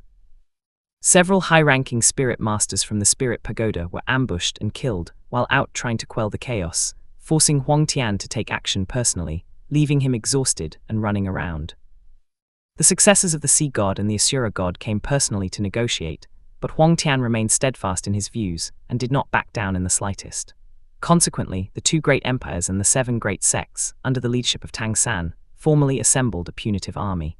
A large number of high-ranking spirit masters from both Spirit Hall and the Spirit Pagoda were bewitched and chose to withdraw, joining the opposing camp. The Supreme Pontiff of Spirit Hall was controlled by the God Realm and underwent a drastic change in temperament, intending to lead an army to launch a sneak attack on the Spirit Pagoda. Fortunately, thanks to a contingency plan left by Huang Tian, he regained his senses in time, destroyed his own god position, and regressed to level 99. The two sides fought for 3 months at Jialing Pass. Just as victory was near, a divinity from the God Realm violated the rules and descended to the lower realm, attaching themselves to Tang San to personally intervene in the situation. Huang Tian was ambushed by an unknown divine skill, leaving him heavily injured, near death, and unconscious. He was brought into an independent space by Gu Na to heal using life gold, and Na was also severely injured as a result. Another long clip played. Gu Yuina was no longer as relaxed and composed as before. Her face was tense, and her eyes were filled with anxiety and heartache. The memory had no narration, so naturally it wouldn't explain or dramatize anything. However, as a god king, she understood many things, and through analysis, she could determine the critical level of the situation. This space had been crafted by her back when she took advantage of the turmoil in the God Realm to seize a small fragment of the God Realm after it had been destroyed and shattered. It was extremely stable and secretive. As long as no anomalies were exposed by entering or exiting under the gaze of the God Realm, in daily life, even if a divinity were to personally investigate, it would be difficult for them to discover any clues even if they were right in front of it. However, Huang Tian and his many girlfriends had suddenly vanished into thin air right in front of Tang San and the mysterious divinity, and they could not be found no matter what. Even if the God Realm hadn't tracked the specific location of the space, anyone who wasn't a fool would surely guess that there were blind spots in the Douluo world that couldn't be monitored, and they would inevitably increase the intensity of their surveillance. Coupled with such exaggerated spatial abilities, those capable of doing so were few and far between. Huang Tian did not possess them, and others were even less likely to possess them. Anyone with a bit of intelligence could even guess that she was involved. In other words, they couldn't go out. If they went out, they would certainly be surrounded. Being unable to go out meant they couldn't obtain energy replenishment from the outside world and could only sit and exhaust their reserves. This was the necessary price for being sufficiently secretive. The small mountain of life gold was barely enough to help her fully recover before she had split off Na, let alone now, with 2 additional main gods, the martial god Huang Tian and the angel god Qian Renxu, as well as several third-class divinities and limit Douluos. Gu Yuina was burning with anxiety as she watched the memory. The version of her in the clip was even more helpless and at a loss for what to do. At this moment, Gu Na found her true self and said resolutely, "Sister, the God Realm already knows of this space's existence. We don't know when they will find it and launch a war. Sitting and waiting for death is not a good strategy. The only solution now is for me to sacrifice myself to help you return to your peak state, and then practice that cultivation technique with Master. Combined with the remaining life gold, it should be enough for both of you to recover to peak combat power simultaneously. This way, perhaps there might be a glimmer of hope for escape." "You are not." The Silver Dragon King was shocked, but Gu Na smiled with relief, appearing very calm. "Before I resisted merging back because of love. I loved him to the point of being unable to extricate myself, and I did so as an independent individual with my own self-awareness, not as anyone's appendage. Now I am actively sacrificing myself also because of love. Love is selfless, it is great, and it is willing to sacrifice oneself to fulfill the other. I have lived very happily these years, every day, every minute, every second. He made me become like a person. With him, my life became colorful and diverse. Having once possessed the best thing in this world, even in death, I will leave with a smile. Just let me, a part of me, be with him forever through you. Sister, promise me, a person cannot deceive their own heart. There is no rule that dictates how you must spend this life. If you think of it, do it. If you want it, pursue it. This way, even when facing death, your soul will feel at peace, rather than dying with regret and remorse, unable to close your eyes." The Silver Dragon King froze for a moment, her expression suddenly becoming incomparably terrified, tears welling up in the corners of her eyes, and she hurriedly reached out to stop her. "No, you are my sister. There must be another way. The God Realm might not necessarily be able to find this place." With those words from you, this life of mine is enough. I have reached perfection. From here on, I have no regrets or grievances. Guna threw her head back and laughed heartily. At this moment, she didn't look like a lady at all.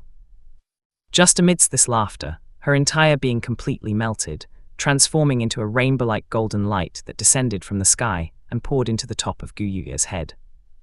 Then she completely disappeared, leaving only a sky-blue dress embroidered with beautiful patterns, which slowly fell to the ground. The Silver Dragon King grabbed the dress, clutched it tightly to her chest, and tears poured down like rain, unable to stop as she wept until she was hoarse. The divinity of creation she mastered was even higher than that of the life god king. Although the power originated from herself, Na was truly and genuinely a brand new life, with her own personality, thoughts, consciousness, and even soul. Chapter 10, Finally Together. Seeing Na, who had been extremely resistant to returning to the main body, willingly sacrifice herself to save her lover, while the Silver Dragon King felt no joy upon reclaiming the power, but was instead overcome with grief. Guyuina was also deeply moved, her cheeks twitched, and her eyes felt sore and stinging. She curled her tail twice, rested her chin on the tip of it, and pulled her massive silver dragon wings in, pressing them tightly against her back, curling her entire dragon form into a ball. From the moment she was born, she had been forced to flee for her life, and had spent hundreds of thousands of years hiding in this isolated space where not a single other living creature could be found. The sky never changed, the ground never changed. The vast space seemed large enough, but to her, with a body spanning 1,000 zhang, it was no different from a small cage. There was no one to talk to, no one to relieve her boredom, no surprises, and nothing new ever happened. Endless loneliness and solitude grew spread and flooded her heart. She found this kind of plotline impossible to resist. Nar and Yuja, Nar and Huang Tian, Yuja and Huang Tian, familial love, romantic love, friendship, these were all things she longed for most in her heart. Sometimes she even thought about leaving this place, regardless of the consequences, to live a normal life. However, the future of her race and the deep-seated blood feud of her father god always prevented her from acting on her whims, forcing her to bear all of this and continue suppressing herself. Guyuina thought to herself, "When Nar is born, I will definitely not think about reclaiming her. Instead, I will treat her as my own sister, getting along well and loving one another. I also won't be distant with Huang Tian or Act Sundia. Since we love each other so much in our hearts, what is the point of obsessing over those boring things? The three of us living a good life together is better than anything else." This plot segment ended, followed by several short clips. Nar and the main body underwent body integration. The Silver Dragon King obtained all the memories of the clone. She put on Nar's clothes and, just like Nar, acted coquettishly toward Huang Tian, calling him master. After the Silver Dragon King consumed her life origin to help Huang Tian awaken, the two of them meditated on the mysteries of the Yin-Yang Great Tao together, accelerating the recovery of their injuries. Because of Nar's departure, Huang Tian often fell into memories and grief, reminiscing and shedding tears in silence alone. The Silver Dragon King and Huang Tian made an agreement. From now on Mondays, Wednesdays, and Fridays, she would be Yuya and wear red. On Tuesdays, Thursdays, and Saturdays, she would be Nar and wear blue. Yuya in red was cold, aloof, and proud, just like an iceberg snow lotus. Nar in blue was gentle, considerate, understanding, and as passionate as fire.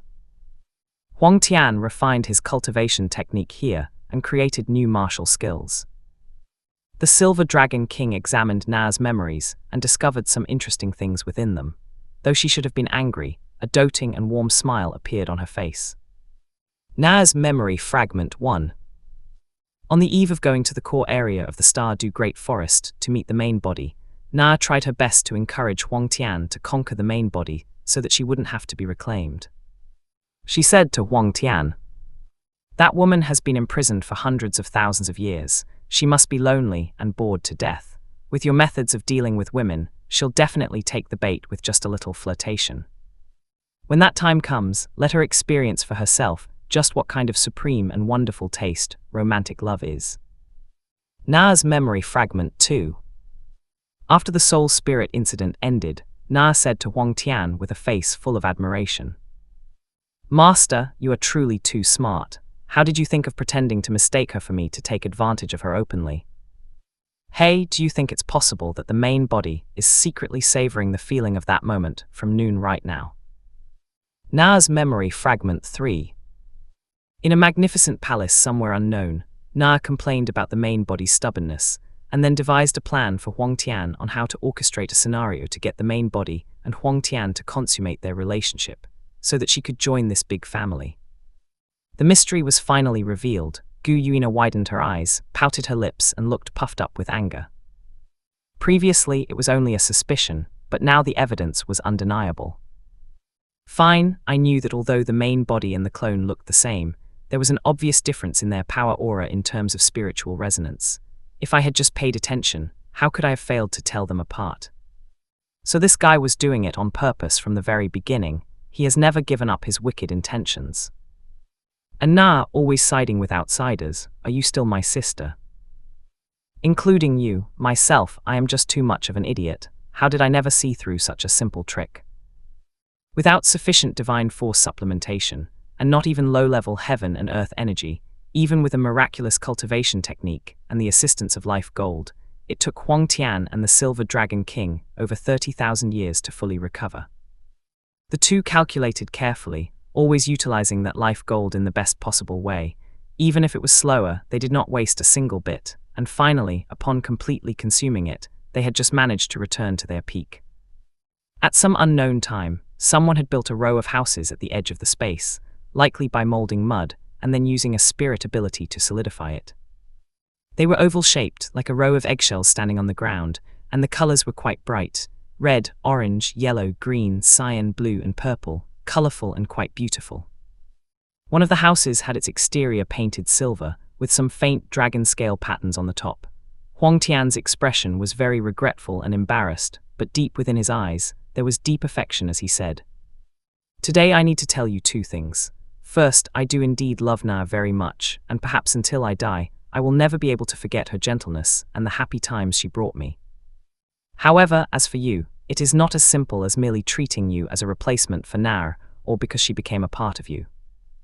Whether it is Na, Yuta, or you after Na and Yuta merged, for me, I have poured the same feelings into all of you.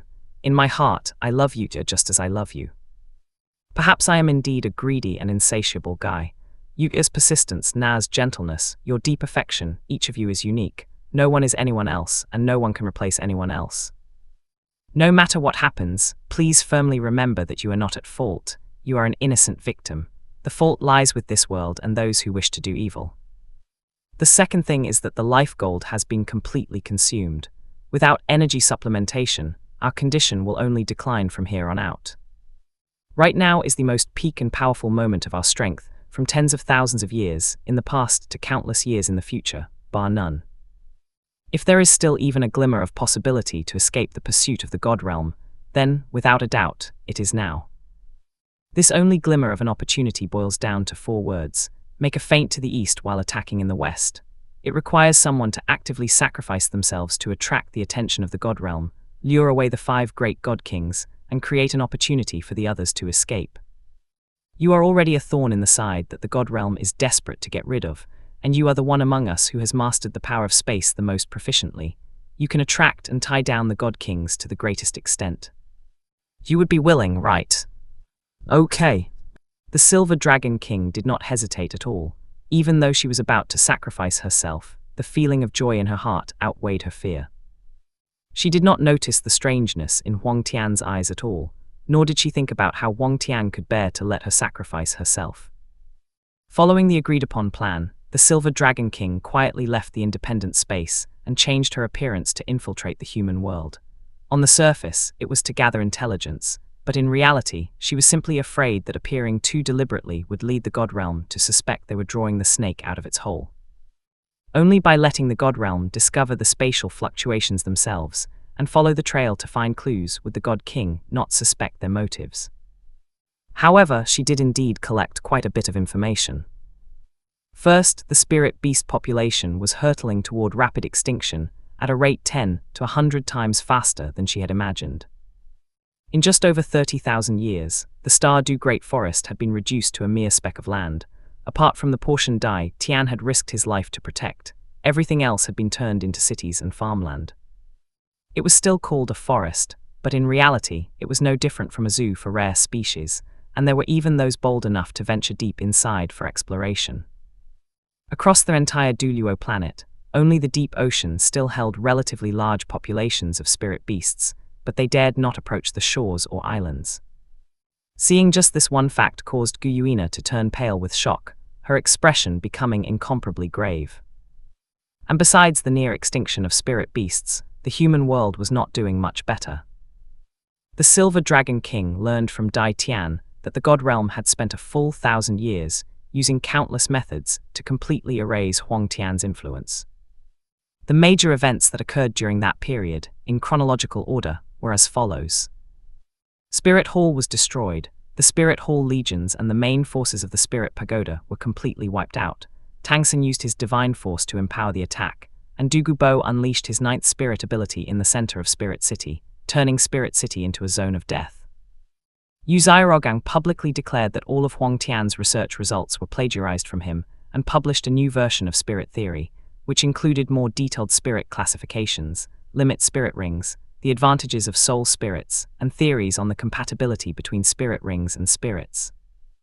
A mysterious figure destroyed Slaughter City, causing evil spirit masters to escape and poison the world, plunging the continent into endless war.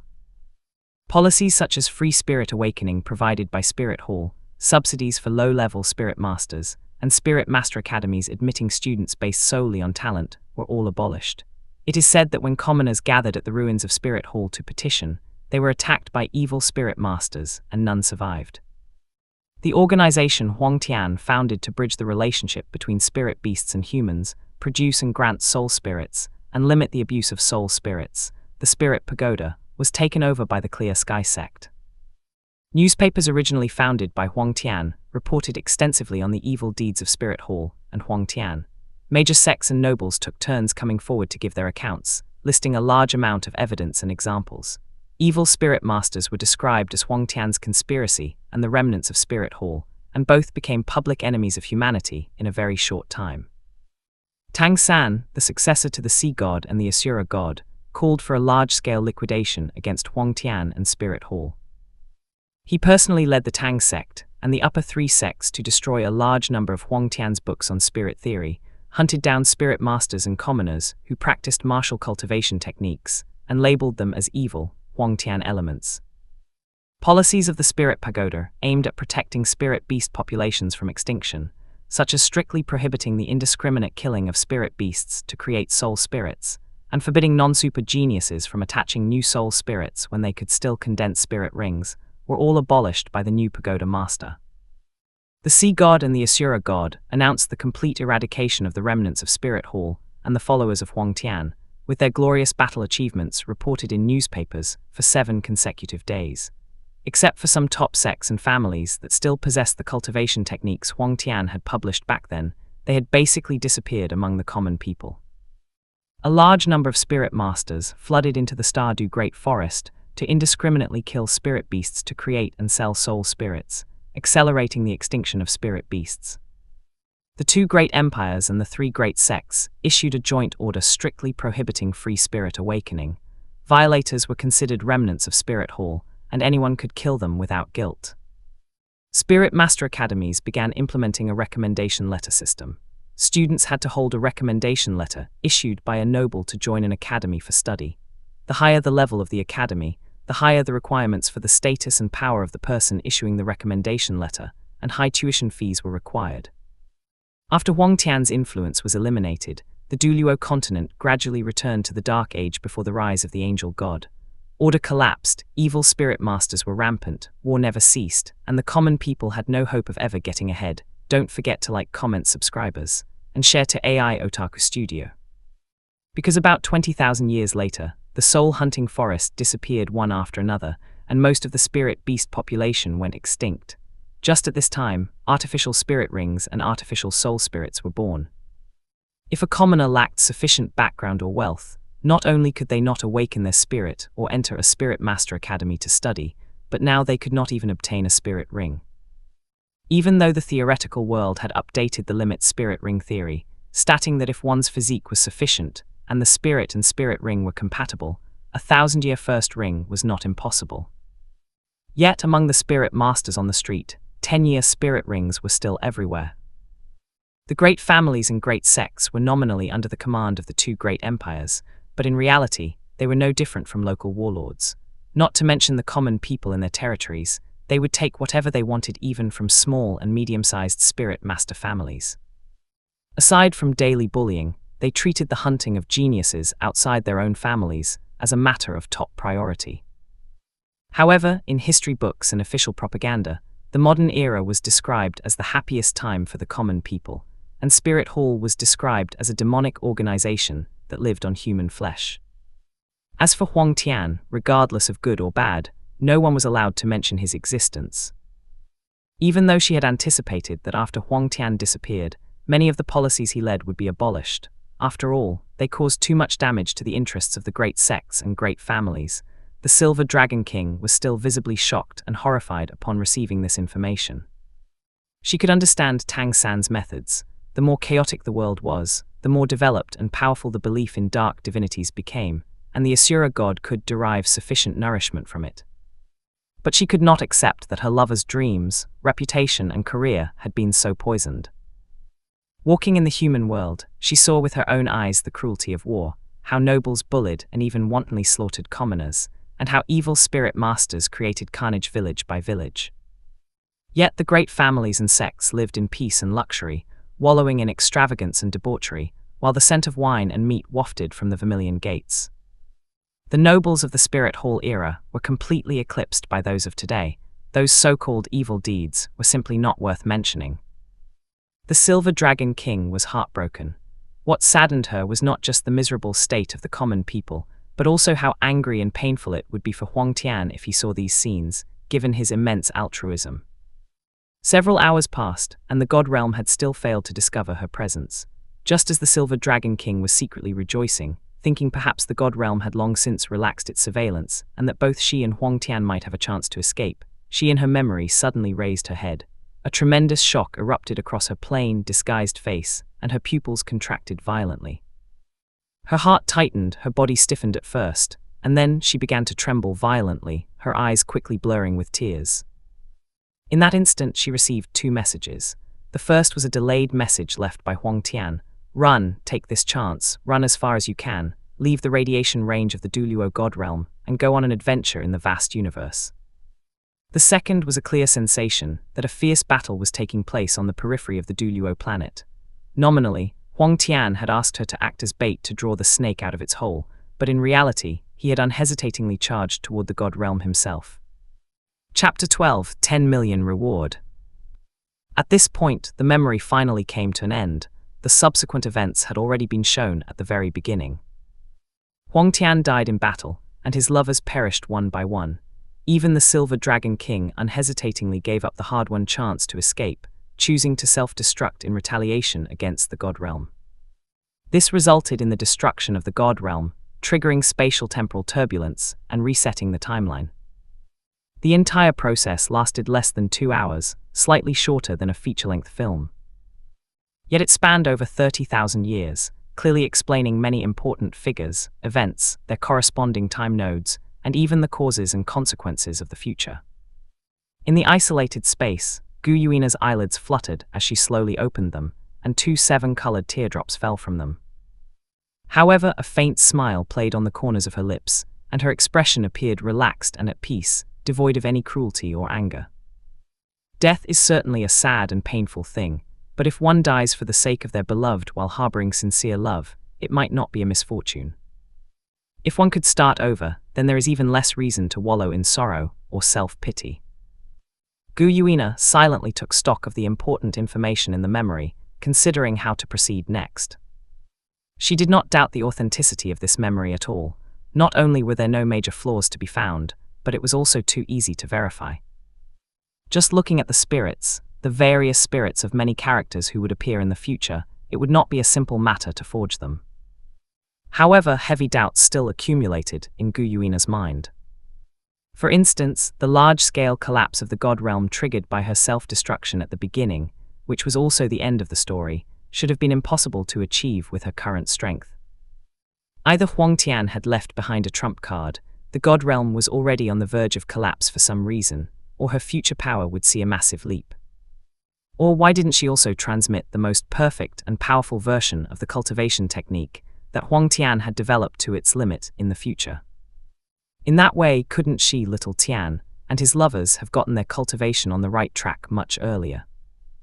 Even the soul spirit technology, artificial spirit ring technology, and the calculation formula for the limit spirit ring were all missing detailed content. Was it perhaps that she didn't want to restrict Huang Tian's thinking and inspiration? Or did Huang Tian have to develop and research these things himself for him to successfully create his own god position? That actually seems possible. In the small farmhouse courtyard of Daihan village, Huang Tian had waited for a full 2 hours without seeing any subsequent reaction from the system, and he was almost asleep. Just as he was feeling anxious, the virtual interface suddenly lit up on its own.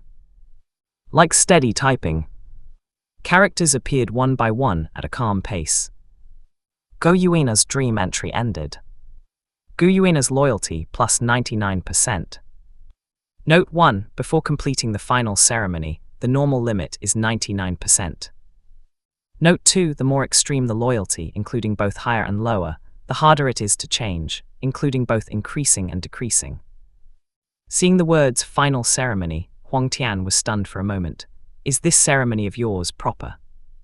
However, having watched the memories of the past life, without even seeing the person or verifying the truth of the information, the loyalty had directly soared to 99%.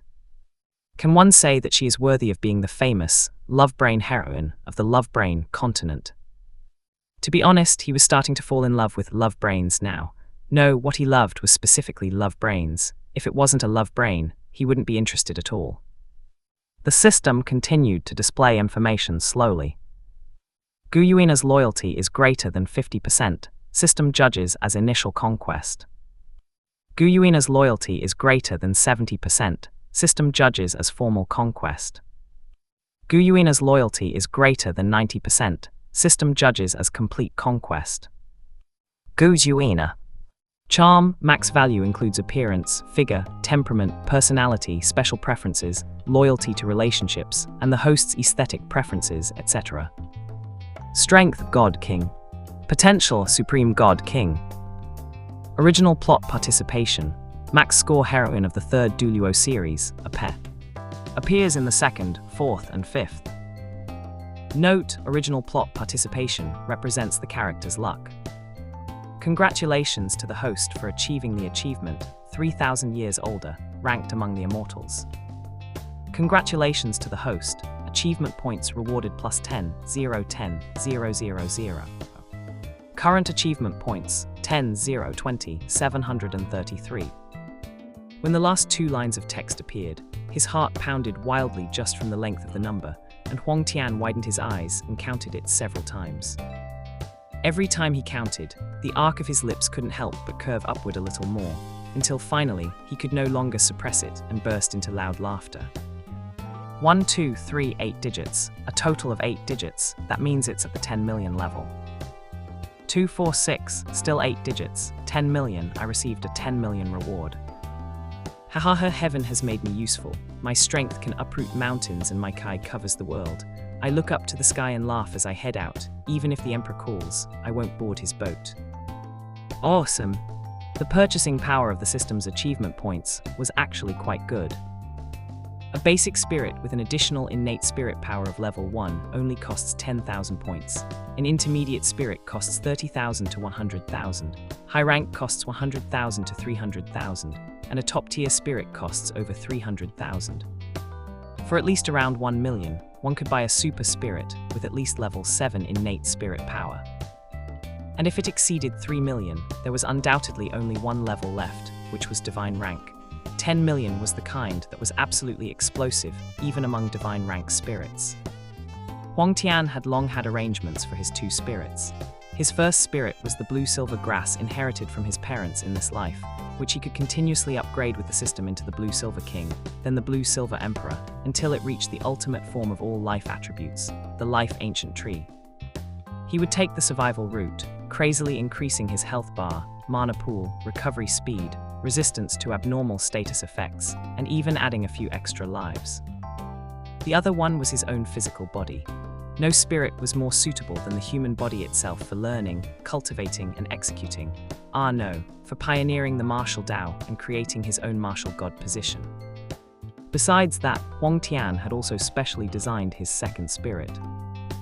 In the 5 Douluo series, some extremely special spirit types appeared in each, such as ultimate spirits, corrupted spirits, mutated spirits, humanoid spirits, divinity spirits, companion spirits, detached beast spirits, and dual-use spirits that could switch between beast spirit and tool spirit at any time, and so on.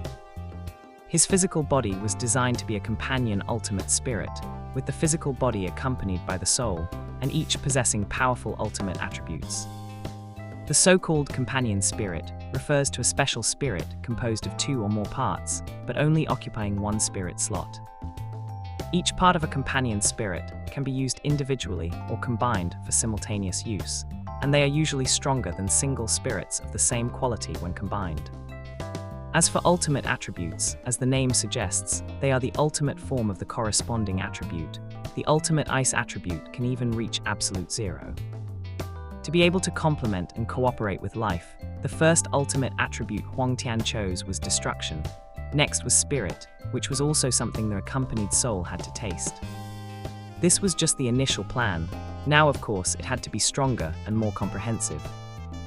In the dream he gave to Gu Yuina, Tian deliberately did not set too many battle scenes, considering at that time that if his wallet was sufficient, he might be able to add more characteristics and attributes.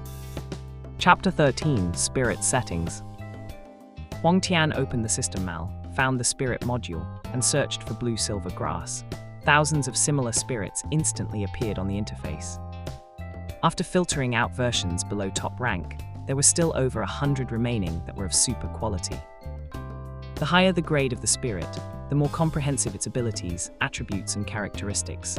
For example, the original blue-silver grass has 7 or 8 attribute characteristics, such as life, devour, plant spirit, control, and toughness. Among the many versions sold by the system, some added abilities and attributes not found in the original blue-silver emperor, such as parasite, illusion, poison, and other plant-based skills. Any one or several of these reaching the super level could be classified as a super spirit. Tian had a clear goal, and quickly selected a super blue-silver emperor priced at 1.5 million. The 2 main attributes, life and devour, were the strongest, reaching the super level, and they were nearly at the divine rank level, just above super. Furthermore, life had been additionally upgraded to an ultimate attribute. However, other accompanying attributes such as plant, spirit, control, and toughness, which were relatively less essential and urgent, remained at the top rank level. To max all of these out would cost another 1.5 million, which would compromise the power of his second spirit, making it not worth it. Spirits can evolve. When his wallet is fuller in the future and money is no object, he can find ways to strengthen them further. After 10 minutes or so, he finished browsing the abilities of other versions of the Super Blue-Silver Emperor and confirmed there were no better options. Tian placed the order and checked out without hesitation. Soon, a strange warm current suddenly surged within his body, like soaking in warm water. Even his bones felt somewhat tingly and itchy, and he couldn't help but want to hum out loud. This warm current lasted for 5 or 6 minutes before gradually disappearing. Tian jumped off the kang, stretched his waist, kicked his legs, touched the muscles on his arms, and curiously tested himself. Although he still couldn't call upon his spirit power, he could clearly feel that his physique had undergone a qualitative change. His previous fatigue was swept away, and he felt as if he had endless strength throughout his entire body. Even his skin had become a shade fairer. Feeling his vibrant body, Tian couldn't help but secretly feel smug. The original Blue-Silver Emperor was only top rank overall, which meant his lineage was now higher than that of Tang San, who was half human and half spirit beast. It was even possible that he had surpassed Yin. Yin only became a 100,000-year spirit beast through her own cultivate. Her power was floating and messy, unlike his, which was all added by the system, making it solid and incredibly pure. The two were simply incomparable. With the Blue-Silver Emperor settled, Tian quickly turned his attention to his body martial soul. Using the same operation, he set several filtering conditions: divine rank quality, with accompanying physical body and soul, ultimate destruction and ultimate spirit attributes, and a price range between 5 million and 8.52 million. This time, the number of options meeting the basic conditions was even greater than for the blue-silver grass, totaling over 500. To his surprise, there were many special physiques from other novels or film and television works among them. For example, a super low-end version of the ancient sacred body. Tian was not swayed by the names. Instead, he once again filtered out versions below 7 million and carefully examined the abilities, attributes, and characteristics of each remaining one. After buying the Super Blue-Silver Emperor, he still had a balance of 8,502,173 points. He decided to leave 100,000 to 500,000 for emergencies to prevent accidents, and planned to dump the rest into this. Soon, Tian became interested in one of them. It had 10 divine rank attributes: destruction, ruin, speed, strength, explosion, stability, and defense for their accompanying physical body, and illusion, creation, manipulation, detection, and space for their accompanying soul. Each attribute possessed multiple divine rank abilities and characteristics. Tian knew that ruin and destruction combined meant annihilation, which was the core ability of the Golden Dragon King. Creation combined with life meant Genesis, which was the core ability of the Silver Dragon King. Together with the Blue-Silver Emperor, it was almost identical to a low-end version of the peak Dragon God. The Dragon God might not have even been this luxurious at the beginning. Many things were only explored and cultivate out later on. According to the Douluo setting, the source of spirits is the blood of the Dragon God, so the ultimate answer should also be the Dragon God. However, its price was equally impressive, not a penny more or less, exactly 8.5 million. Tian patiently finished looking through the other versions that met the conditions. Each had its own features and unique specialties, but none were as fitting as this one. After a moment of thought, he gritted his teeth and clicked confirm. Good steel must be used on the edge of the blade. 20,000 achievement points were actually enough to handle most ordinary crises, and once Notting Academy opened and he met Zyro Wu, he could use one on her to get a new influx of points. This time, it didn't feel comfortable at all like the last time. The moment he clicked confirm, it felt as if flames were burning his entire body, and excruciating pain invaded every cell from the inside out. His brain and consciousness went blank, and he didn't know how long it had been before he suddenly woke up, only to find that his clothes were soaked with sweat. Tian climbed up from the floor, leaving a human-shaped water mark on the ground, and water was dripping from his sleeves. Before he could even complain, he was overwhelmed by a huge surprise. As expected of a divine rank spirit, with the same physique, his strength had doubled out of thin air before he had even activated his power, and his muscles were tighter, his bones tougher, his movements more agile, and his reactions sharper. The current him could probably fight the him from half an hour ago, without even letting the other touch the corner of his clothes. He took out a wash basin and poured in more than half a basin of cold water. The water temperature, which he would normally have felt was freezing, felt completely normal when he soaked in it, and it was actually very comfortable. Just after washing up and getting ready to sleep, he suddenly saw a mosquito buzzing past his eyes. Feeling his sharp eyesight, Tian had a sudden whim and quickly reached out with 2 fingers. The mosquito sensed something wrong and tried to pull off an extreme drift maneuver, but it was still steadily caught. He then carried out targeted elimination of the other 3 mosquitoes in the room, taking each one out in a single strike. It was a small matter, but it made Tian extremely excited, as if he had won a great battle. He was even more thrilled than he had been about his surge in strength. In his past life, he was plagued by mosquitoes, and sometimes he would hold a mosquito swatter and hear one buzzing nearby, but he couldn't find its trace for ages. The night passed without incident, and at dawn the next day, Tian woke up earlier than usual. As soon as he opened his eyes, he saw a graceful figure in a blue dress sitting on the edge of the kang, which instantly gave him a start. After his eyesight had greatly increased, even in the dim light, he could clearly see the doting, aunt-like smile on the other person's face. It took him a few seconds to react to what was happening. Tian was excited inside, but he shrank back into the corner, his tone respectful yet hiding fear as he said, "Hello, may I ask who you are?" My name is Gu Yuya, and from today on I will be your master. Good child, why don't you call me master? Gu Yuya. Not Gu Yuina. Could this woman have already separated and created Na? Thinking rapidly in his heart, the fear on Huang Tian's face diminished slightly, but a few new doubts were added. I haven't undergone my spirit awakening yet, and besides, my parents' spirits are very ordinary. Little brat, I told you to call me that, so just do it. Why so much nonsense? Master. Little brat. Fine. You just wait for me. When I grow up, if I don't beat you until you kneel on the ground and call me daddy, I'll write my name backward. Chapter 14, Vow. Looking at Huang Tian forced to submit to her might, with a face that dared to be angry but dared not speak, Gu Yuya instantly felt incomparably happy and chuckled inwardly. Her eyes were even brighter than before, a smile played on her lips, and her heart was joyfully exploding. I am not that delicate Na. I am the dignified Silver Dragon King, the supreme of the God Realm. I have plenty of strength and methods. Everything else in her previous memories was fine, except for one thing. This little bastard actually made her call him something like Master Daddy. The first time she heard it, her toes almost curled so hard they could have dug out a 3-bedroom apartment. It seemed she had called him that more than once. From Na's sacrifice to the final heaven-defying battle, 30,000 years had passed in between. A full 30,000 years. That kind of cultivation technique, practiced once a day, called 10 times each time, added up to over 100 million times.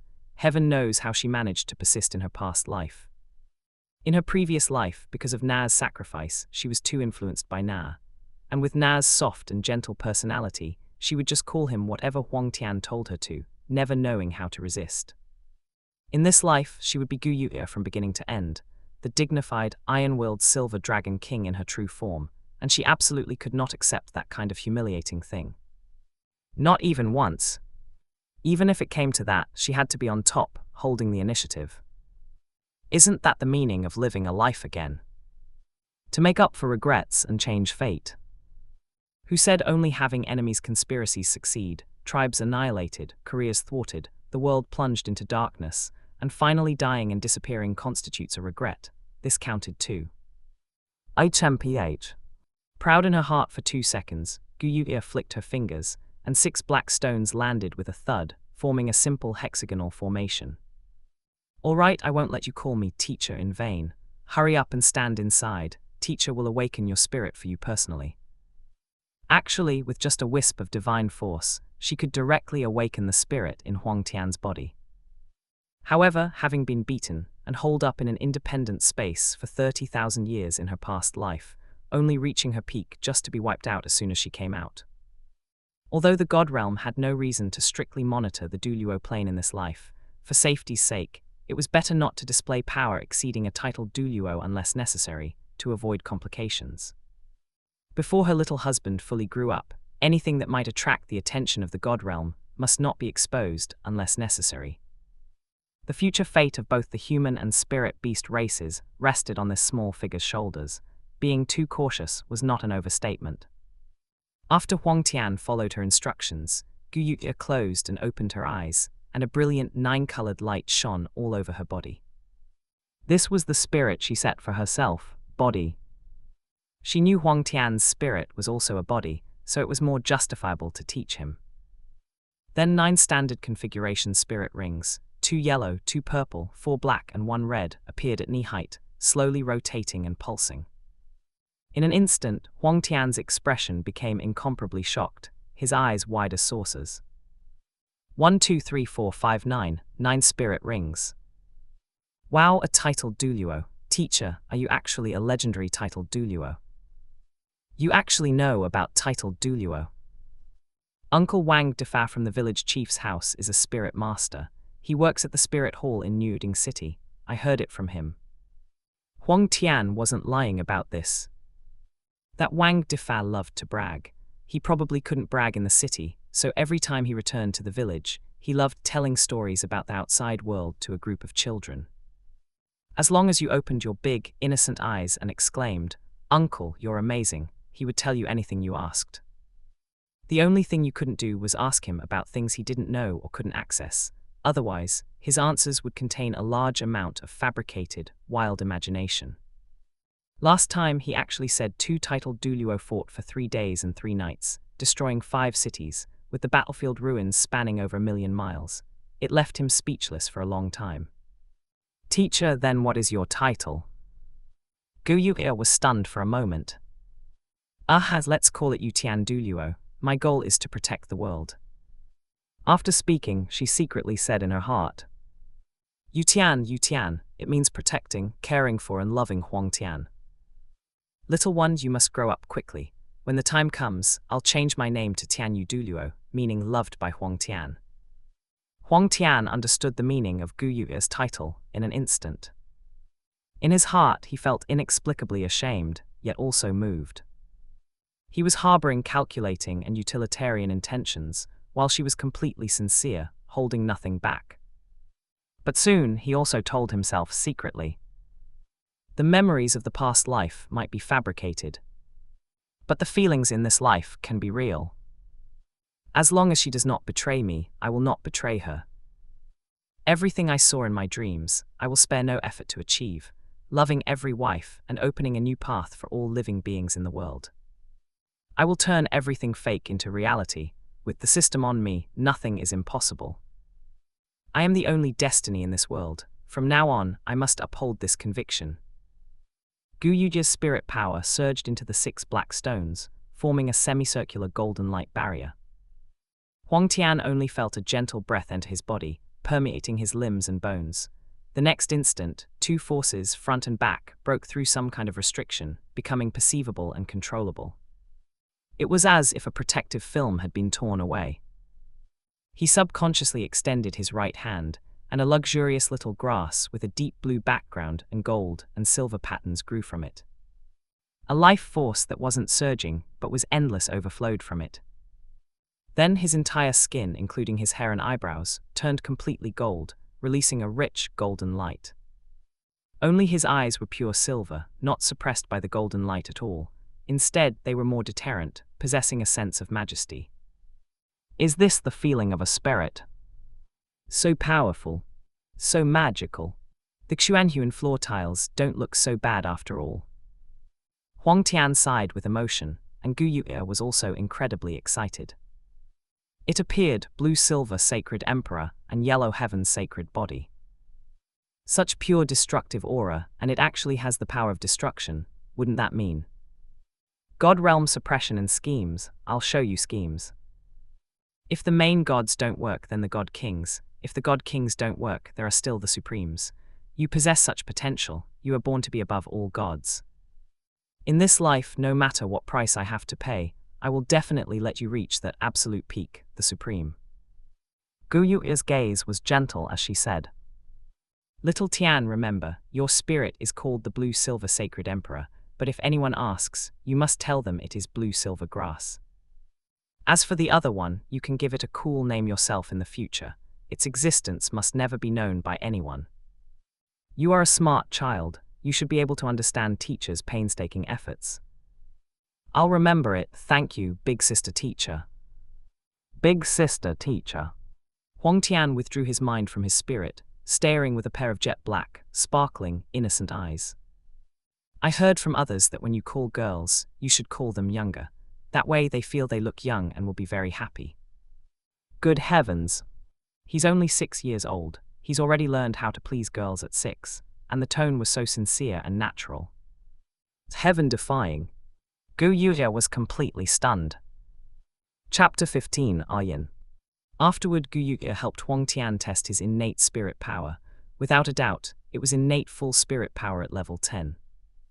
To exceed level 10 requires a divine gift, which means having connections in the heavens. By the time they finished, it was already broad daylight. Perhaps because both new spirits consumed so much energy, his stomach soon grew hungry, and the hunger was several times greater than usual. Huang Tian steamed a large pot of rice and stir-fried several dishes. Gu Yuya only tasted a few bites, while he filled his stomach with the rest, finally feeling his origin Kai restored. Seeing her disciple husband had eaten his fill, his master-wife immediately stood up and said impatiently, Do you have anything here that is particularly worth keeping? Pack up, we are going to hunt for a spirit ring. We won't be coming back after we're done. We will stay in New City for a few months, then go to live in Heaven-do City. Staying in New City for a few months was to take Zyro Wu away. As for going to Heaven-do City, Huang Tian needed a high-quality and large-scale database to research the spirit ring limit formula, which only Spirit Hall could provide. A fake crown prince, a woman disguised as a man, was lurking there. Huang Tian shook his head. There is nothing worth keeping, but I want to visit my parents' grave to tell them that I am about to become a spirit master. His parents' grave were on the back hill, less than a kilometer away. That area wasn't suitable for farming, so the villagers were all buried there when they passed away. Huang Tian did not disown his parents of this life, just because of his memories from his previous life, nor did he feel that their passing when he was 4 meant they had no kindness toward him. Regardless, they had given him this body. Poverty and illness were not what they had wished for, they were just unfortunate people. He kowtowed properly and prayed according to local customs, telling them about his spirit awakening and that he was about to travel far away. On the way out, Huang Tian planned to go and greet the village chief, so he wouldn't worry if he suddenly disappeared. From afar, he saw and heard Wang Defa clutching the back of his head, saying to his father with a speechless expression, "The village spirit awakening needs to be postponed for a few days. I set off from New City before dawn, but halfway here, I was attacked by someone with no conscience. The spirit awakening stone and the crystal ball for testing spirit power were both stolen." The village chief was shocked. "Are you injured? Did you see what the person looked like?" "I didn't see him, and I didn't even feel how he got close, but I am certain he must be a support system. I took a heavy blow to the back of my head and passed out on the spot. When I woke up, the blood on the club hadn't dried yet, but there was no wound on my head, and I felt no pain. He must have felt guilty after hitting me and healed me." Huang Tian lowered his head silently. Who could this deranged yet kind-hearted criminal be? It's so hard to guess. Damn it, I can't figure it out at all. There aren't many spirits with healing abilities. For a support system to instantly defeat a battle system, they need to be at least 2 major realms higher. To not even sense him getting close means a difference of 2 spirit rings, or even more.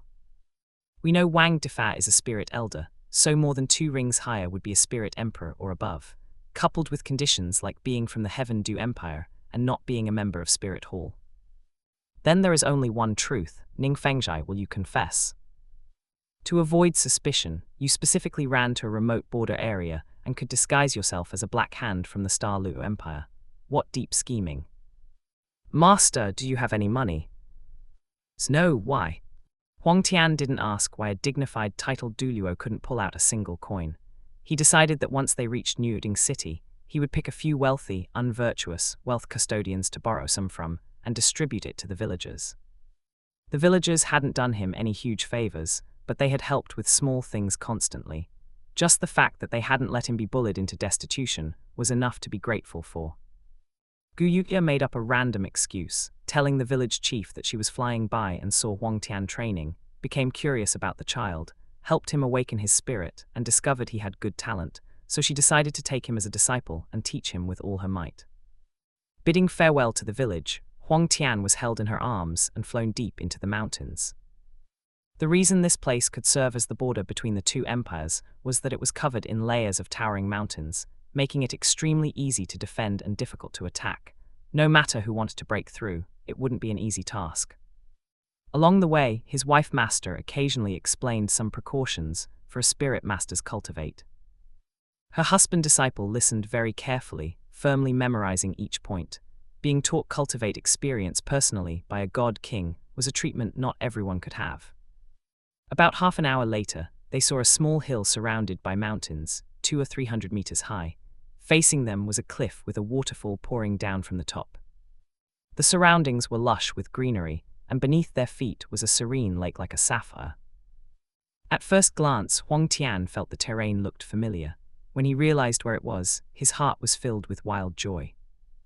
As for the first spirit ring for the blue-silver sacred emperor, there was truly no better choice than this one. Even though the Silver Dragon King had suppressed her realm to that of a titled Douluo, her mental force coverage and detection precision were astonishingly vast. Even though it was her first time here, she was as familiar with it as if she had been there many times. With a wave of her arm, the water flowed backward and upward, with another wave. She violently destroyed the stone wall mechanism, revealing a deep, hidden passage behind it, and flew inside while holding Huang Tian. The end of the passage was exactly as described in the original work, a small stone room of about 10 square meters. A hole the thickness of a finger had been drilled in the ceiling leading to the outside of the mountain.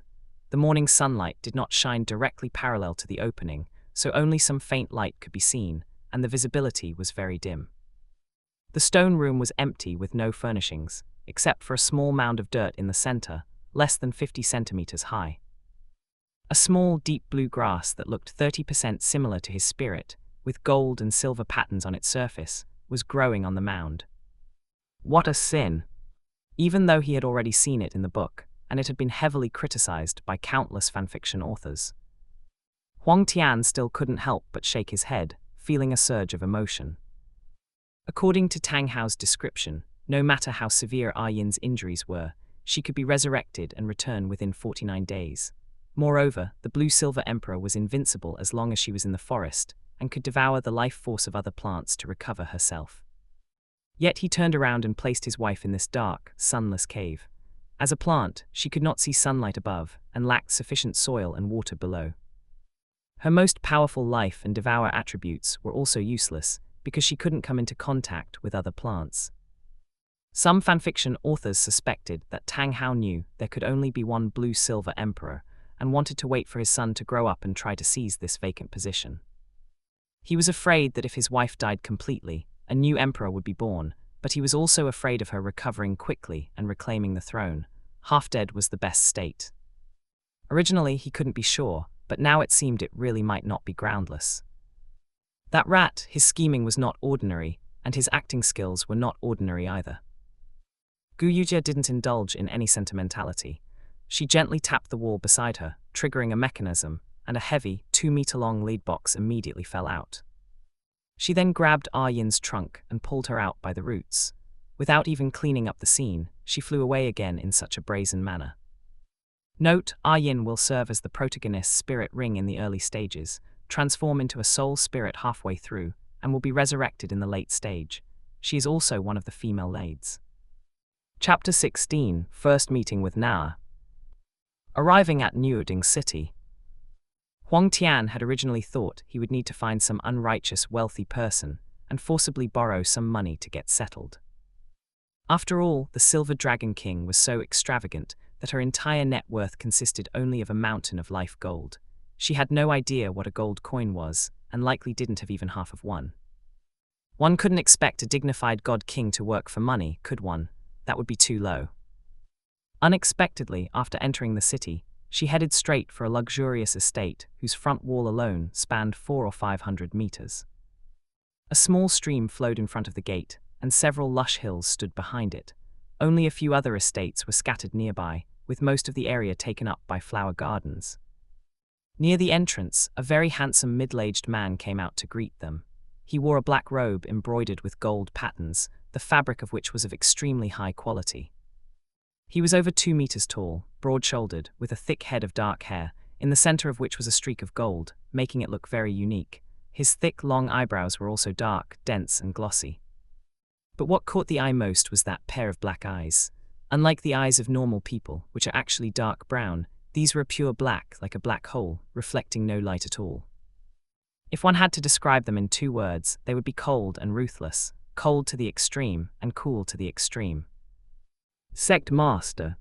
The man in black nodded slightly in greeting. Gu Yujie introduced him. Your master has established a small sect called the Taping Sect. This is Tian, who serves as the vice sect leader and protector elder. He will also help teach you in the future. Little Tian, greet your junior martial uncle. Taping Sect. Does this name originate from the Taping Dao? The blue sky is dead, the yellow sky shall rise. Interesting. Thoughts flashed through his mind, but on the surface, Huang Tian bowed obediently. Greetings, junior martial uncle. Thank you for your hard work. No need for formalities, young sect master. A hint of a kind smile appeared on Tian's face, shattering his cold demeanor quite a bit. Yet, hidden within this smile was a trace of helplessness. The three of them walked into the gate side by side. The estate had clearly been tidied up. It wasn't newly built, but it was very clean and tidy. In some places, one could still see traces of repairs and renovations. The Silver Dragon King had only received the memories of her past life last night. To be able to do this much in one night showed that she had put in quite a lot of effort and thought. Passing through another gate, the second courtyard was much larger than the front one. On three sides were three-story buildings, and the central area was entirely paved with bluestone, forming a small training ground. "Nana!" Guyuina called out, and instantly, a little girl carved from jade ran out from the building on the left. She was about 5 or 6 years old, with long silver hair falling from the back of her head to her calves, crystal clear like silver crystal. As she moved slightly, water waves seemed to ripple across it. Her face had a touch of baby fat, and her skin was like the tenderest bean curd, white as grease, looking watery. Her purple eyes were clear and transparent, more perfect than the rarest gems. A tiny bit of a smile in them could instantly infect everyone around her. Hearing the name Nana, Huang Tian knew his previous guess had come true. Gu Na had indeed already been separated and created by the Silver Dragon King. When he saw her in person, his eyes lit up immediately. Before Gu Yuja could introduce them, he ran over proactively. "Hello, little sister Nana. I am Huang Tian. Do you like playing games? How about Big Brother teaches you to play Gomoku?" The Silver Dragon King, who was just about to make introductions, was stunned on the spot. Especially after a while, when the little sister was clearly just bewildered and didn't know how to react. But Huang Tian took it as consent and happily grabbed her little hand to find something to draw a chessboard on the ground.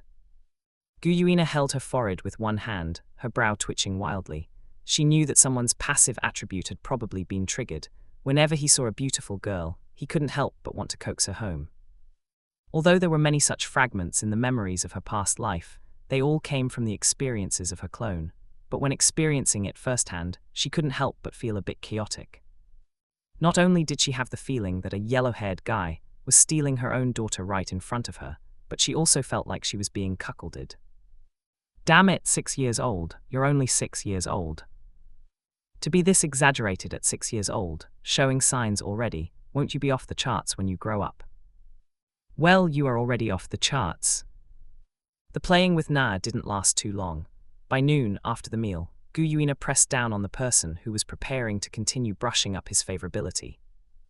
Gritting her teeth, she said fiercely, "At your age, you should prioritize cultivate, understand? From now on, class starts, and you are not allowed to leave until dark." As a result, Huang Tian dragged over 2 small stools with one hand each, sat side by side with Na, holding hands, and looked at her with an innocent and naive face, as if waiting for the next step. Guyuina. The teaching content for the first day was very simple, the meditation method. To be precise, it was a divine rank meditation method created by the life goddess. In ancient times, the life goddess and the life god, that is, the life god king, were not the same person. The life goddess was a second-rank divinity who had fallen during the dragon god turmoil. Later, only one divinity of the life attribute remained, and the life god was also female, which is why some people called her the life goddess. The reason for choosing the life goddess was simple. She was not only proficient in the life attribute, but also a human divinity, which was rare in the original god realm. It would be more compatible for Huang Tian to cultivate. Guyuina used an illusion to project a human model in Huang Tian's mental world, including bones, muscles, internal organs, and meridians.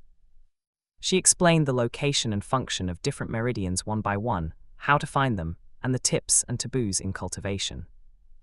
Taking the meditation method that Yu Xiaogang gave to Tang San in the original work as an example, a top-tier exclusive meditation method actually already involves the operation of some meridians and is compatible with one's own spirit attributes and abilities. It wasn't mid-tier martial arts, but it was considered relatively high-end in a low martial arts world. This life goddess meditation method was no exception. It was far superior to that so-called top-tier worldly technique that Yu Xiaogang, who knows if he plagiarized it from the Spirit Hall or the Blue Lightning Tyrant Dragon sect, taught without a care for whose family property he was selling. With Huang Tian's intelligence, after repeated study, it took him 5 days to understand all the joints and know it by heart before he dared to try it himself. Sitting cross-legged on a soft cushion, he emptied his mind for several minutes, eliminating all distracting thoughts. Strictly following the path of the meditation method, he released his spirit. Using his blue-silver sacred emperor as a guide, he absorbed the energy of heaven and earth to circulate and digest it within his body, until it was assimilated and indistinguishable from his own spirit power, allowing him to control it like his own arm. The whole process was simpler than he imagined, smooth and natural, without any waves. Succeeding on the first try, Huang Tian did not wake up but struck while the iron was hot, continuing the second cycle of meditation cultivation. Beside him, Gu Yuina's nervous expression suddenly relaxed. The general meditation method involved few meridians and had no danger. While a high-level meditation method was powerful, a wrong step could lead to unpredictable results. Following that, a look of admiration appeared on her face.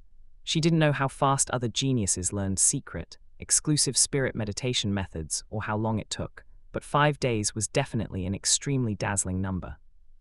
Chapter 17, First Spirit Ring. Turning his head, he looked at the beast god triumphantly, with an expression like he had just won a great battle. The Silver Dragon King had suddenly decided to leave her hiding place and head to the human world without any specific reason, so the beast god was naturally fiercely opposed. One could even say that the moment he heard it, the entire dragon was stunned, his head was buzzing, and he was so infuriated by this living ancestor that smoke was practically coming out of his 7 orifices. He tried reasoning with her, feigning rage and begging bitterly, but no matter what he did, he could not change her mind. In the end, he could only sigh in frustration and vent his anger for a moment. At this moment, Gu Yuina could finally straighten her back a little. The latter also revealed a look of astonishment. Unlike the Silver Dragon King, who knew very little about the outside, he had been constantly paying attention to, or rather, monitoring the movements of the Spirit Master's world. For a top-tier meditation method that was 1 grade lower than the Goddess of Life's meditation method, and compatible with a legacy spirit, the learning period for those sect geniuses was generally 2 to 3 months.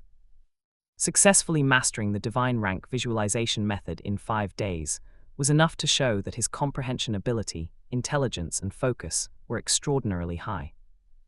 One important factor for the slow learning of top-tier meditation methods was that children had unfocused minds. Huang Tian continued to cultivate until he felt his meridians starting to swell slightly. Only then did he exit the meditation state. Gu Yuina crouched down, her gaze suddenly filled with a hint of tenderness as she said, "Little Tian, you have innate full spirit power and have already learned the meditation method. Logically, it is time to attach your first spirit ring. However, teacher has something in hand that can significantly strengthen your physique and soul, allowing you to withstand a higher-tier spirit ring. It's just that the next month or so will be quite tough. Do you want to absorb it now, or?" "Bring it on, a real man never fears any challenge." Huang Tian immediately put his hands on his hips, raised his head, and cast a sideways glance at the sky, looking like a hero standing tall, which made the corners of Gu Yuina's mouth curl into a smile. Yet deep down, a doubt arose. Shouldn't my first spirit ring be Yin? What could be more suitable for the blue-silver sacred emperor than a century-old blue-silver emperor? Could it be that the Silver Dragon King has other ideas? Or perhaps she has a way to temporarily increase Yin's age. Huang Tian had guessed correctly. The life seed left behind after Yin's sacrifice had only been planted for 6 years, and in that dark, sunless environment, it was already decent that it could barely form a century-old spirit ring. But she was not a true century-old spirit beast. She had once cultivated to 100,000 years, and her soul foundation was still there. Coupled with the special nature of her devouring attribute, as long as she possessed sufficiently vast and pure life energy, she could rapidly advance at any time without encountering any bottleneck. Gu Yuina intended to take out a bit of life gold for Yin to absorb, allowing her to recover to the millennium level, while simultaneously awakening her severely injured and dormant soul. Then, through the method of voluntary sacrifice, she could ensure the successful attachment of Huang Tian's spirit ring, preventing any accidents due to the lack of an accurate spirit ring limit formula for reference. Including Huang Tian, during this period, he would also use the life gold to strengthen his body and soul, adjusting his state to the best. 100 jang tall mountain, just scraping off a little powder was enough for both of them to be fully satisfied. The next morning, after breakfast, Gu Yuina used her spirit power to dissolve a piece of life gold the size of a needle tip, which was almost invisible to the naked eye, and slowly integrated it into Huang Tian's body. In an instant, Huang Tian only felt an exceptionally surging life energy pour into his body, impacting his brain until he felt a bit dizzy. His face was extremely flushed, his fingers trembled uncontrollably, and his heart pounded wildly as if it were overwhelmed. But soon, when he began to operate the Goddess of Life's meditation method, every cell and every bone in his entire body began to devour this energy with extreme hunger and greed. Like a long drought meeting sweet rain, as he continued to absorb it, there was an urge in the depths of his soul to moan from the comfort. 2 hours later, feeling saturated from the absorption, he immediately ran out of the house and began to run quickly through a device in the center of the courtyard that was somewhat similar to a 400-meter obstacle course, but much more complex and varied. The 400-meter obstacle course was aimed at humans. For a spirit master, even a level 10 spirit scholar without a ring, speed, reaction, strength, and physical flexibility far exceeded ordinary people, and being able to mobilize spirit power to augment every action clearly required a supersized increase in difficulty. Gu Yuina had Na sit on her shoulder, hovering in midair, while the beast god sat on the roof eaves with his arms crossed, his legs dangling down. The three of them watched Huang Tian intently as he ran, jumped, climbed, crawled, turned, backtracked, walked on his hands, etc., almost without blinking. Gu Yuina was full of admiration. Although the beast god did not speak, one could feel his appreciation in his eyes. Na was even more excited and shouted, "Big Brother is amazing. Spirit talent does not represent everything.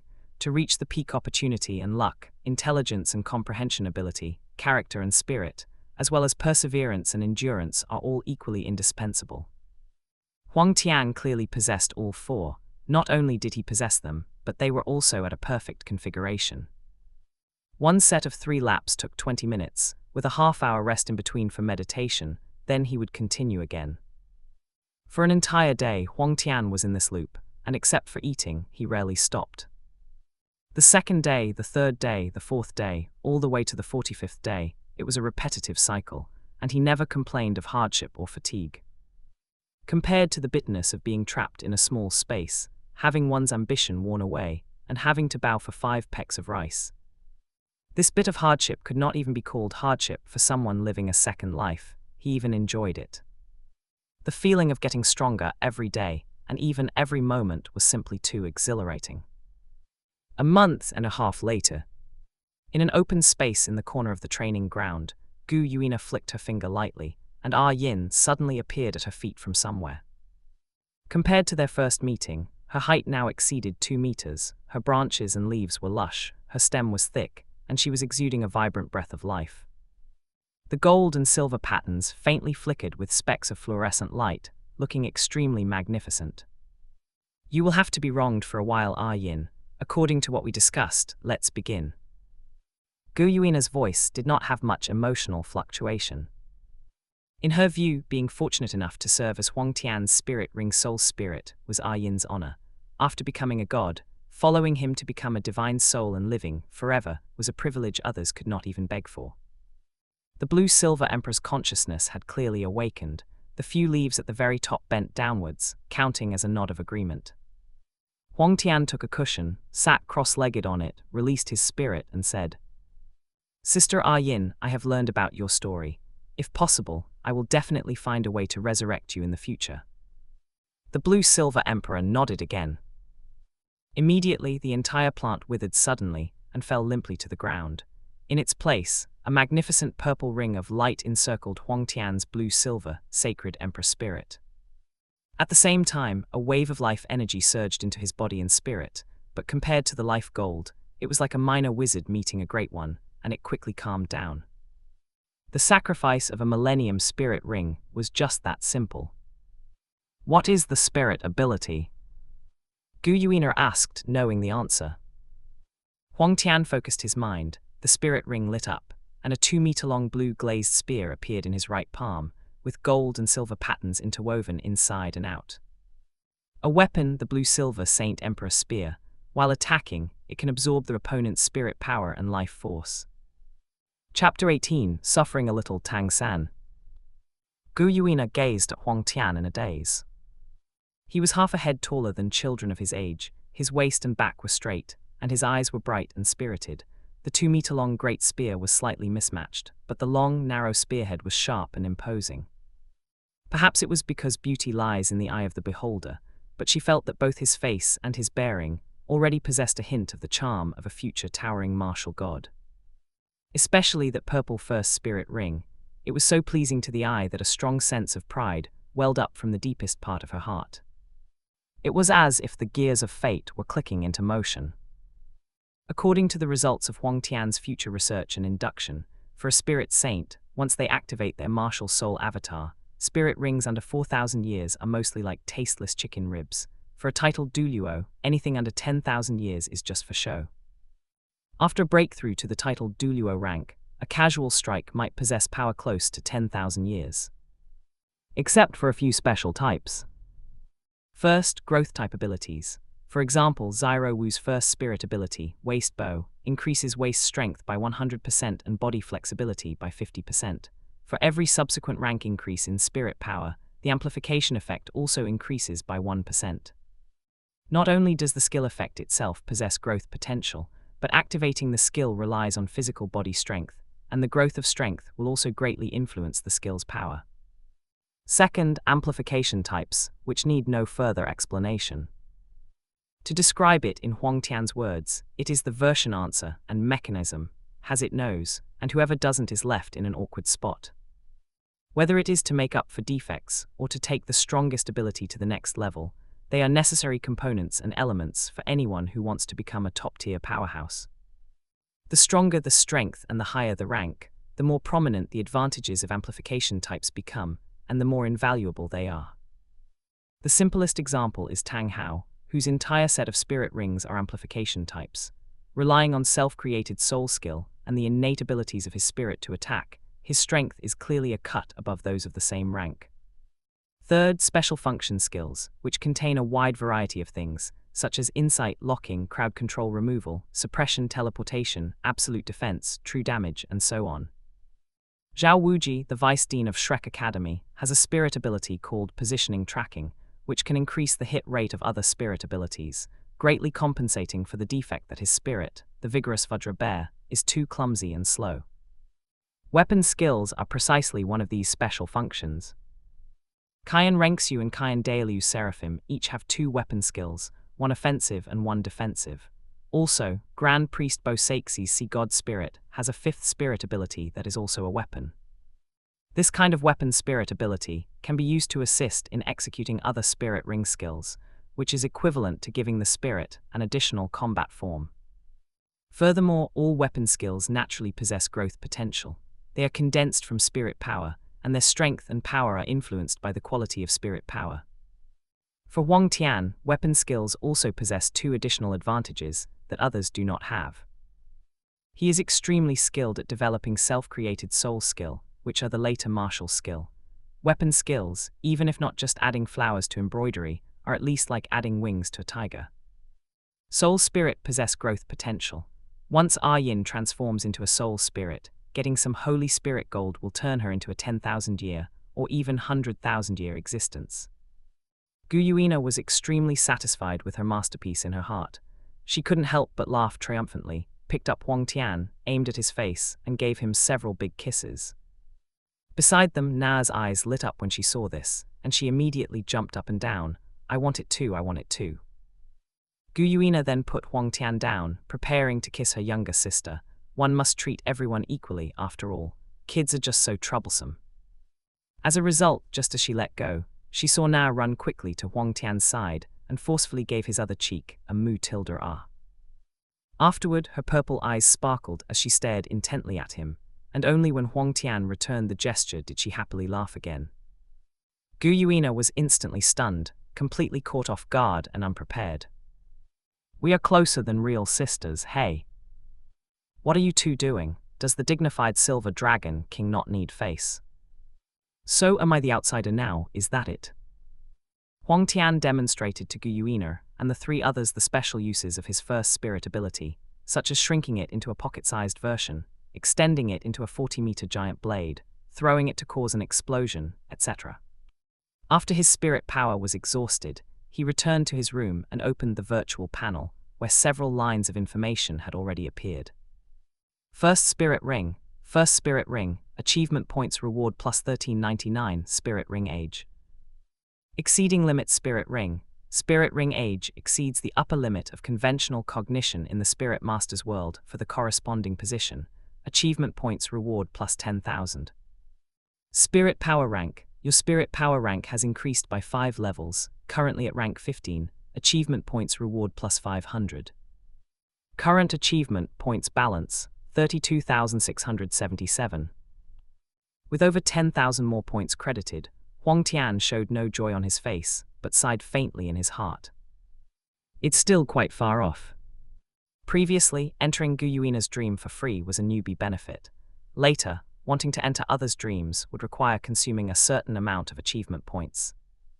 The consumption magnitude is related to the other party's spirit power rank, innate talent potential, appearance and charm, and participation in the original plot. When Zyro Wu enters school, she should have already obtained her first spirit ring, with spirit power at approximately rank 12. As the female lead, her charm cannot be low, her talent is innate full spirit power, and her participation in the plot is also full marks. According to the system's calculation formula, it would need about 120,000. He opened the system's achievement module and browsed through the dazzling array of achievement terms one by one. He was currently powerless to achieve most of them. For instance, the second spirit ring. He couldn't possibly attach a 1,000-year spirit ring to his yellow heaven sacred body right now, could he? Doing this in a dream was to sabotage Yu Xiaogang, but being indiscriminate in reality would mean there was something wrong with his brain. He wouldn't wait until rank 90 to cultivate the yellow heaven sacred body, but at the very least, he needed to be able to withstand a 100,000-year spirit ring or soul spirit. The same logic applies to spirit bone. If the age is too low, there's no point. As for that 100,000-year blue-silver emperor right leg bone from Yin, it barely qualifies, but he cannot absorb it at all right now. Although theoretically, absorbing spirit bone doesn't strictly depend on spirit power rank, being too low is still not feasible. For a 100,000-year one must be at least a spirit elder or even a spirit ancestor to have a sliver of a chance.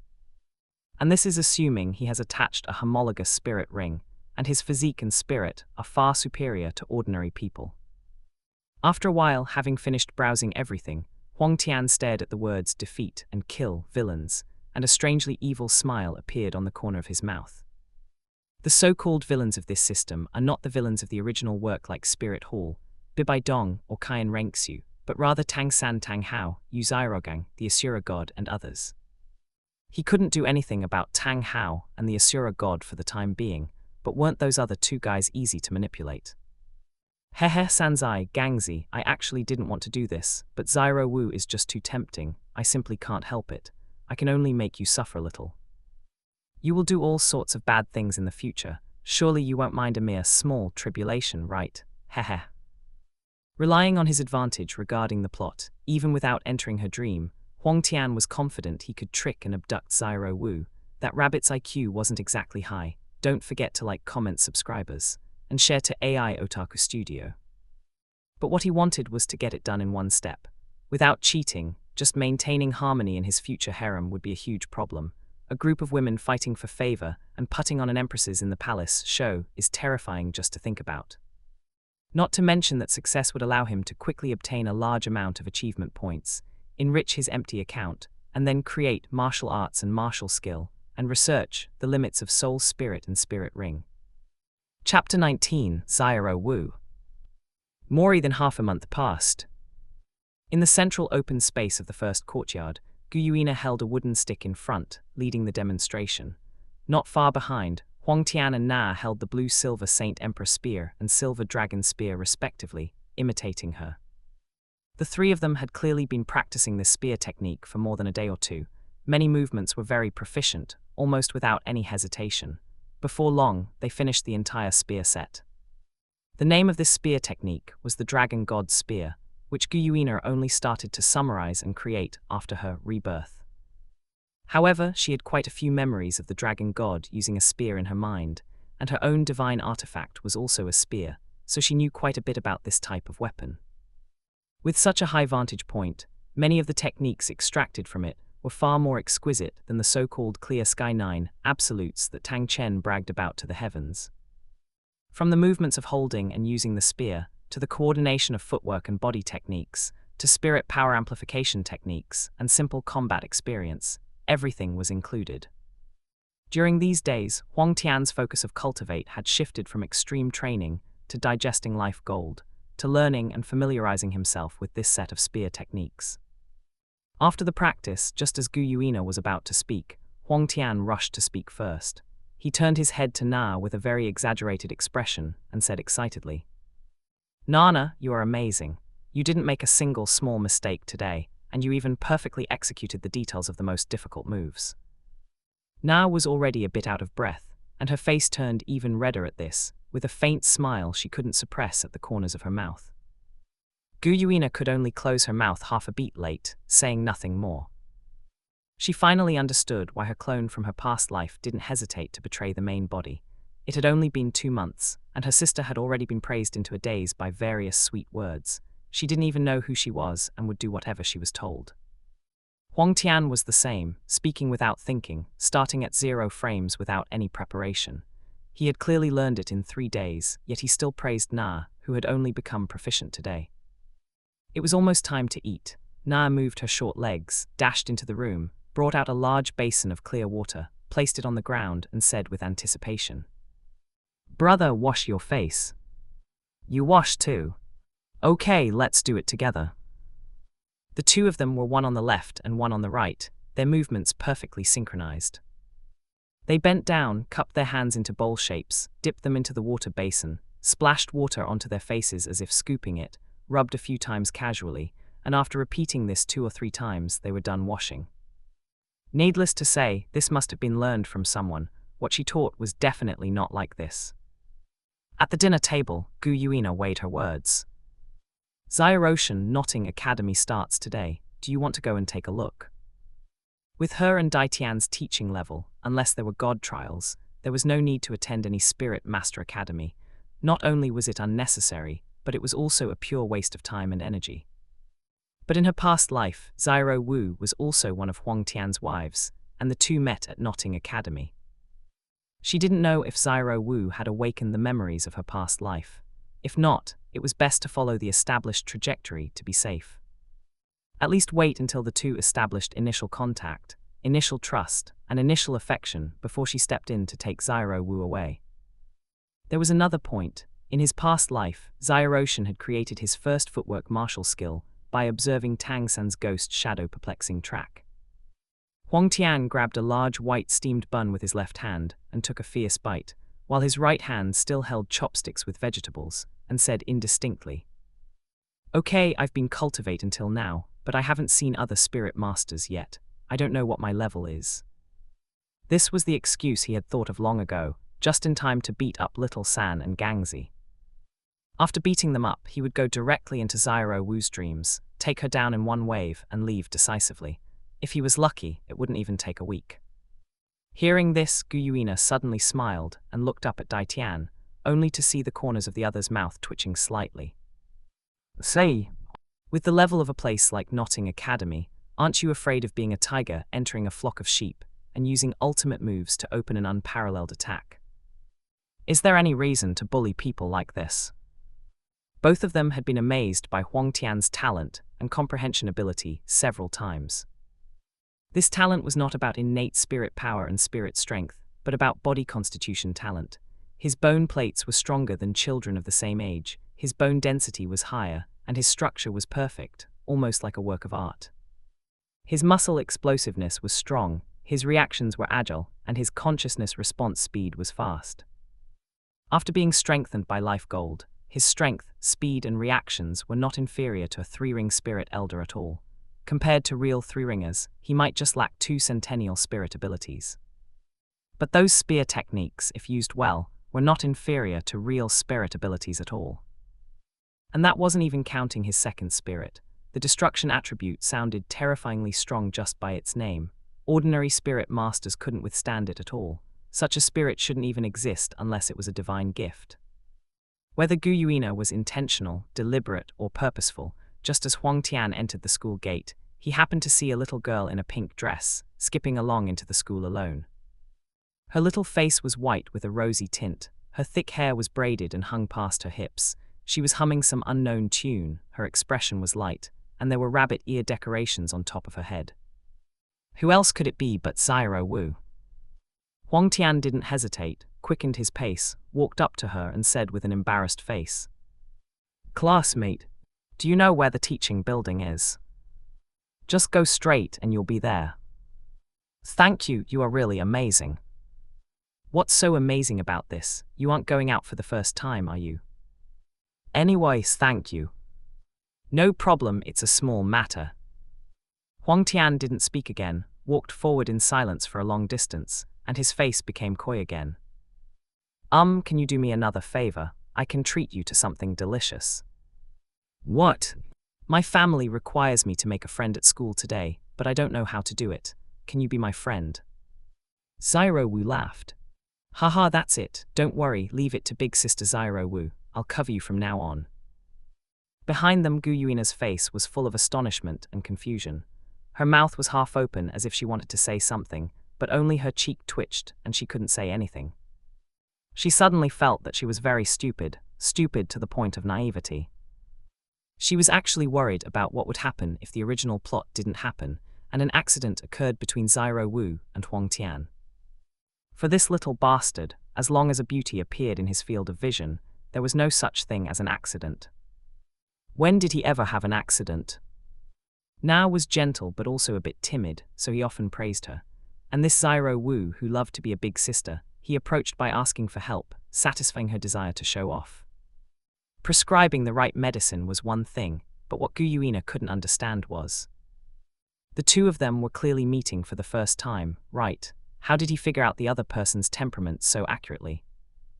Just by those few opening sentences. This talent was simply too heaven-defying. Seeing Xiao Wu agree, Huang Tian immediately acted extremely excited and took Xiao Wu's hand.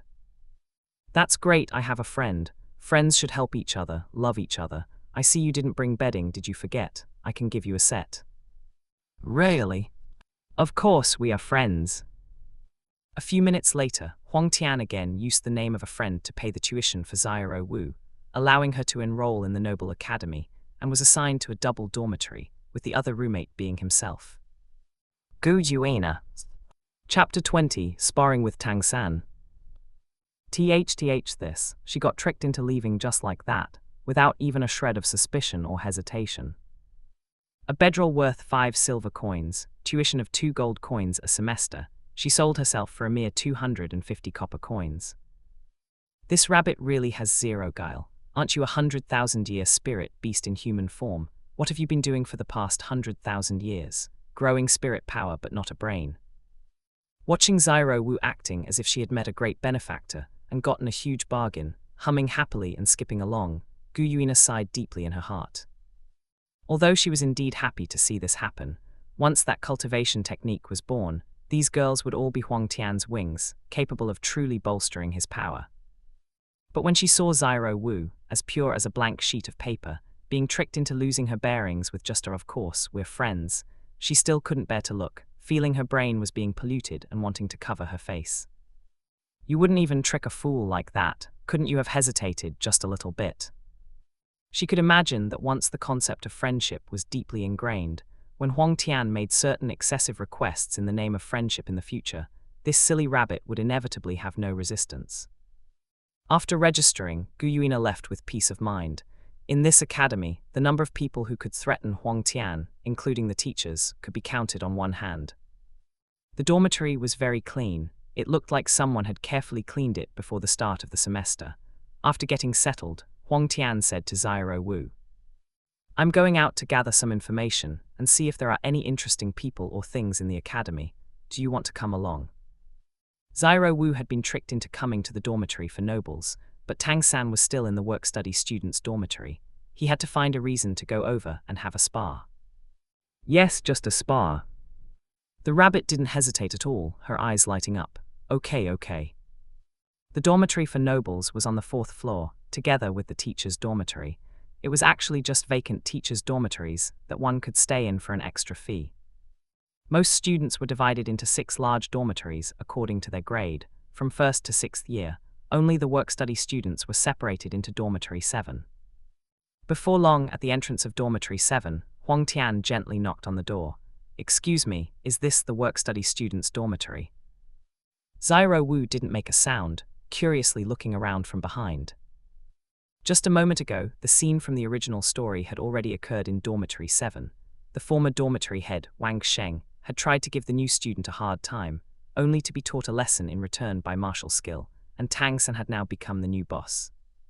Seeing 2 more people report, Wang Sheng subconsciously assumed that Huang Tian was also a work-study student coming to check in. A thought flashed through his mind that these 2 didn't quite look like work-study students, but he didn't think deeply about it. He poked Tang San with his finger and said, "Boss, go on, give them a hard time." Before Tang San could speak, a look of joy immediately appeared on Huang Tian's face, and he said excitedly, "Are you going to have a spirit duel with me? That's great, I accept your challenge. It's not convenient to move around in here. Let's go outside and fight in front of the door."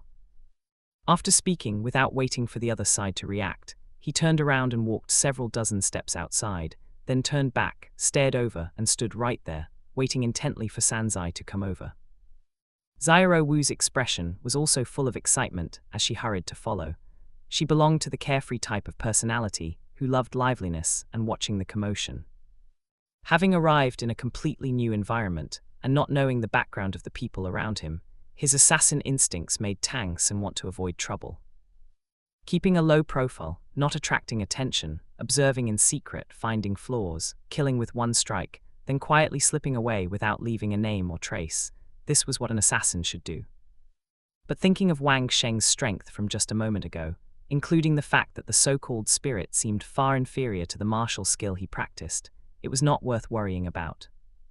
So he didn't refuse and stood still in the courtyard.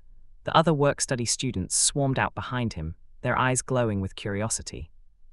They had just witnessed Tang San's prowess and didn't know what kind of confidence this newcomer had.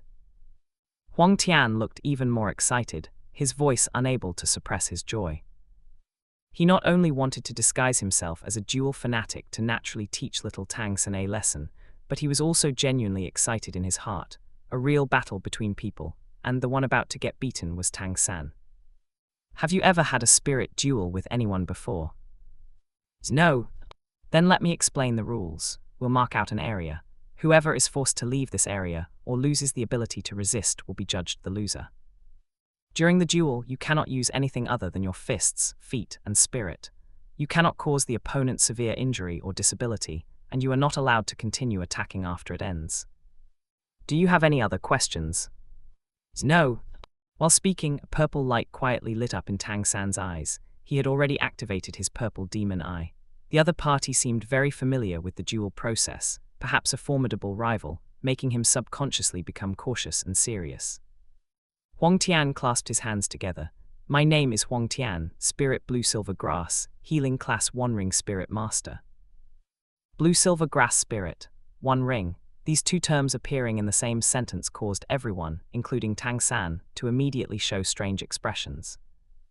However, what surprised Wang Sheng and the others was that school had just started, and someone had already obtained a spirit ring. But Tang San recalled what Grandmaster had said when he was trying to trick him at the school gate. I have investigated 647 people with the spirit blue silver grass. Only 16 possessed spirit power, a probability of less than 3%. Even among these 16, not a single one had spirit power exceeding level 1. According to one of the 10 core competencies of martial souls that I have researched, the magnitude of innate spirit power is directly proportional to the quality of the spirit.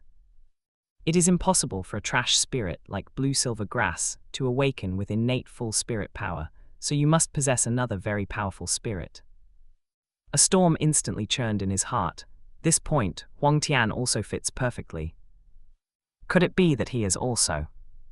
Only Zyro Wu looked on with puzzled eyes, having no idea what everyone else was surprised about. After thinking for 2 seconds and not figuring it out, she simply threw it to the back of her mind, turning her attention instead to the duel about to begin. After a moment of shock, Tang San followed Huang Tian's example and also clasped his hands together, saying, Tang San Spirit Blue Silver Grass, Spirit Power Level 10, no Spirit Ring. Innate full spirit power. Ha, you really are a good opponent worth challenging.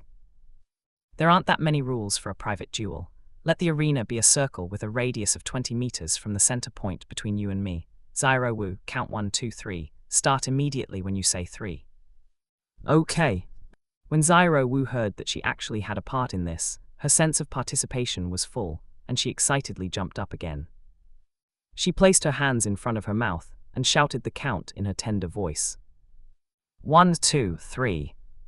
The moment the word 3 was spoken, Tang San, who had been storing up power in advance, activated Ghost Shadow Perplexing Track and quickly shifted horizontally to the right. While Huang Tian seemed to be a beat slow, he only extended his right hand to summon his blue-silver grass after Zyro Wu had finished counting completely. Tang San's purple demon eye stared fixedly at Huang Tian's movements, simultaneously activating Ghost Shadow Perplexing Track to rapidly approach from the side. If it were any other spirit, he might still harbor doubts, but blue-silver grass. Grandmaster and the Awakener from Spirit Hall had both said that blue-silver grass was completely a trash spirit, possessing neither attack capabilities nor defensive and control abilities. As long as his speed was fast enough that the opponent couldn't react, this sole battle would be over. However, even so, Tang San did not rashly explode with all his internal energy, always keeping some in reserve so he could change course and retreat if the situation turned sour. The distance between the two was not far, only about 10 meters or so. Huang Tian was already a step slow in starting, and summoning his spirit required time. By the time the blue-silver grass appeared in his hand, Tang San had already lunged to a position 2 meters away on his left. He chose the left side because the opponent's spirit was in his right hand, and his reaction to the situation on the left might be slower. Whoosh! He rushed forward 2 more steps, the distance closing to just 1 meter, and Tang San's feet flashed again as he blinked directly from the left side to behind him. His legs bent slightly into a horse stance, and a faint jade-colored fluorescence lit up on both his hands as he pushed them straight forward. Huang Tian's casual standing posture would lead to an unstable base. Just a little force would be enough to make him fall forward. Success! Just as he was inwardly delighted, thinking he was about to achieve victory, his heart suddenly tightened. From the corner of his eye, he saw 2 azure vines shoot out from the ground beneath his feet, crystal clear, and with a texture resembling some kind of glaze or gemstone, with gold and silver patterns entwined upon them that were extremely magnificent. As soon as the vines appeared, they quickly wrapped toward his ankles, trying to bind him, while the back that had been within reach took a step forward, becoming impossible to touch anymore. Judging solely by his instincts, he knew that once bound, it would definitely not be easy to break free. Tang San was suddenly alarmed. How is his blue-silver grass so different from mine? Fortunately, Ghost Shadow Perplexing Track was most adept at maneuvering and dodging in tight spaces, and his purple demon eye was fast enough to perceive everything. He hurriedly exerted his maximum speed, flashing back a step, which allowed him to narrowly avoid the vines. If it had been anyone else, they would likely have been defeated by now. Moving back away from his opponent, Tang San looked at Huang Tian with suspicion and uncertainty. He had already realized that the apparent opening from just a moment ago was actually a trap, a deliberate slow step to lure him into close quarters. Just then Huang Tian suddenly threw his head back and laughed. Ha, good Tang San, you are indeed a decent opponent. That kind of speed just now is not something just anyone can use. It seems this academy isn't as bad as I imagined. Since that's the case, I'm going to bring out the real stuff. First spirit ability, blue-silver Saint Emperor Spear. As he spoke, an illusory and weak white ring of light instantly condensed and formed at the level of his knees, slowly pulsing and rotating. This was Yin's masterpiece, a pure projection of spirit power, not a true spirit ring. The skill would be activated by her later, without needing to summon or pass through a spirit ring. Nourished by the life gold, even after her sacrifice, Yin's soul remained in a waking state. This first spirit ring was, in fact, no different from a unique type of soul spirit ring. In Gu Yuina's dream, It was precisely by studying sacrificed spirit rings and the soul consciousness preserved within spirit rings and spirit bones after sacrifice that he had researched the existence of soul spirits.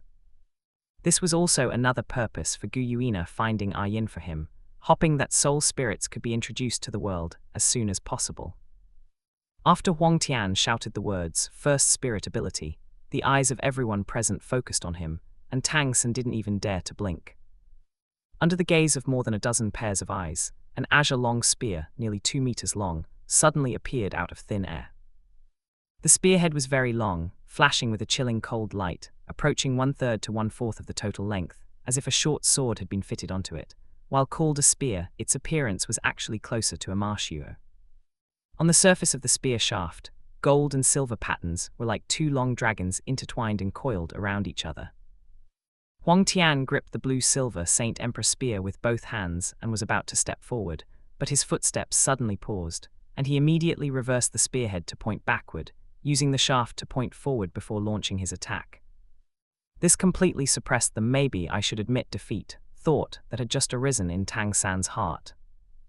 The opponent had previously said that he could not cause his opponent serious injury or disability, and by holding back and pointing the shaft at him, it would be a bit unreasonable to be cowardly now.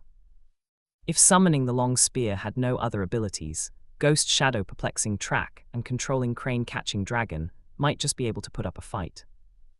Huang Tian acted as if he didn't know any spear techniques at all, rushing over while making weird, hun-hun-ha-hi noises, swinging it around wildly like a club and smashing it down. He imitated the way he had shown off with a straight wooden stick in waist-high wild grass as a child with vivid realism. This made Tang San feel even more contemptuous. It was wide open, exerted too much force, and lacked any technique. Evading such things with Ghost Shadow Perplexing Track was simply too easy. The opponent couldn't even touch the corner of his clothes. When Huang Tian's force was spent, and he could no longer retract or change moves, at the moment the long spear smashed down from the air toward his head, Sanzai moved instantly, flashing toward the left front. Clenching his fist and exploding with power, just as he was about to smash fiercely into the opponent's wide-open chest and abdomen, his pupils suddenly constricted, and his expression changed drastically. The spear had indeed missed, but directly in his line of sight, a large foot came straight for his face, rapidly expanding to the limit and landing solidly on his head. With the tremendous force, he rolled 4 or 5 times before completely unloading the momentum and climbing up from the ground. Tang San, who had previously been thinking about the unknown abilities of the spirit ability and whether to just admit defeat, felt the sharp pain in his forehead and his back aching as well. Anger rose from his heart, his face turned cold, and his eyes turned crimson. Another feint, the opening was deliberately exposed. "We are just sparring and exchanging pointers, yet you are so insidious. You have already paved your own path to death." He decided that he would defeat Huang Tian head-on and teach him a small lesson. There's no need to be too serious between classmates, just breaking a few bones will do." Zyro Wu, who loved to watch the excitement, jumped into the air, yelling in surprise and clapped her hands vigorously. "Good, well hit." This made Sanzai even more furious, and he decided that he must teach Huang Tian a lesson. This time, Tang San took the initiative to attack, using Ghost Shadow Perplexing Track to advance in a Z-shaped zigzag, flashing quickly as if teleporting. For anyone whose eyesight wasn't sharp enough, it looked like there were at most 3 afterimages left behind him. He was confident that with Ghost Shadow Perplexing Track fully unleashed, an average person couldn't catch his tracks at all, let alone block or counterattack. Seeing this, Huang Tian leveled the spear shaft and swung it in a semicircle parallel to the ground, with a sweep that could strike 1,000 armies. Indiscriminate coverage attack. Quite clever. Too bad it's useless in front of me. Tang San's purple demon eye shone with a brilliant purple light, accurately judging the coverage range of the long spear, and his figure paused, intending to close in after Huang Tian finished his swing. In this way, the opponent's move would be spent, and in his haste, he would have no chance to react and would be unable to make any effective countermeasure. However, at the very second he stopped, the spear shaft suddenly grew significantly longer, landing solidly right on his right leg. He stumbled, the piercing pain making his eyes widen in fury instantly, and it was only by relying on his strong willpower that he didn't let out a miserable howl and embarrass himself excessively. Chapter 22. Tang San admits defeat. The blue-silver Saint Emperor spear was naturally not as heavy as steel of the same volume, but after being extended to 2.5 meters, the force of it being swung around in a wide arc was definitely hard to bear. Even with Tang San's iron-willed determination, he felt that leg trembling incessantly. He didn't dare to put his full weight on it while walking, and could only grit his teeth, clenching his hands into fists to endure. The look in his eyes when he gazed at his opponent was no longer just the anger from before, but was now laced with hatred. This hatred stemmed not only from the pain and injury, but even more so from the fact that he had gone up full of confidence, only to make a fool of himself twice in a row. It stemmed from the gasps of Wang Sheng and the others, and from Xiao Wu's jubilant cheers. One thing that even he himself had not yet realized was that his desire for fame and fortune deep down was actually extremely strong. But his killer instincts demanded that he keep a low profile, which was why he acted so conflicted. He wouldn't look for trouble himself, yet he indulged and tacitly allowed those around him to act recklessly. Only when they provoked someone would he step out, forced to put on a show. It was always the fault of those around him. He, on the other hand, was Tang San, and furthermore, loyal and righteous.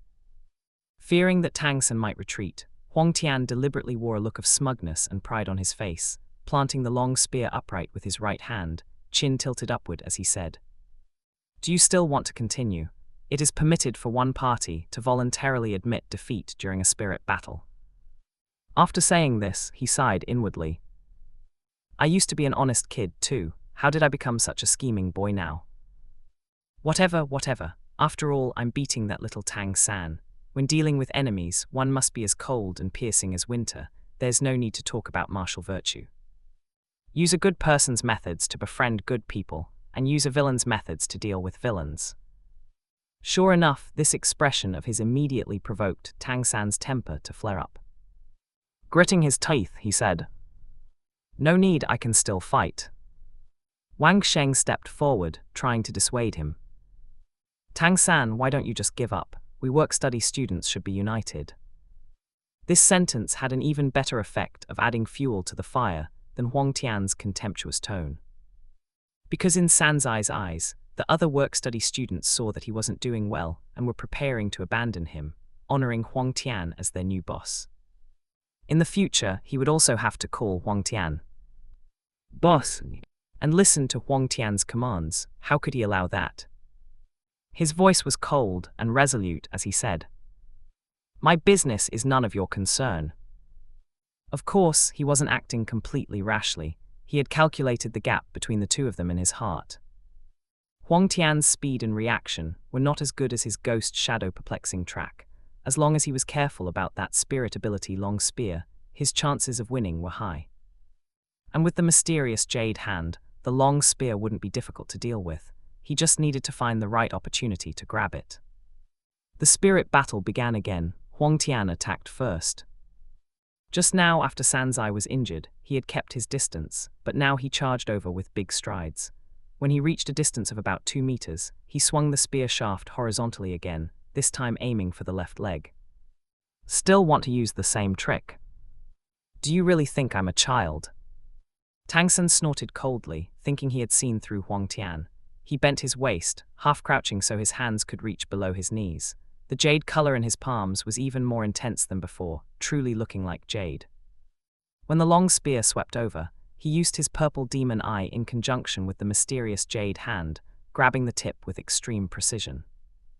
Without any surprise, with a bang, the spear shaft fell steadily into his palm and was then gripped tightly by his 5 fingers.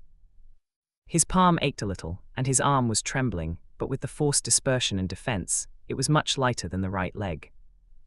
However, before a smile could appear on his face, 4 azure vines as thick as a baby's arm emerged from the left and right sides of his feet, binding his legs perfectly.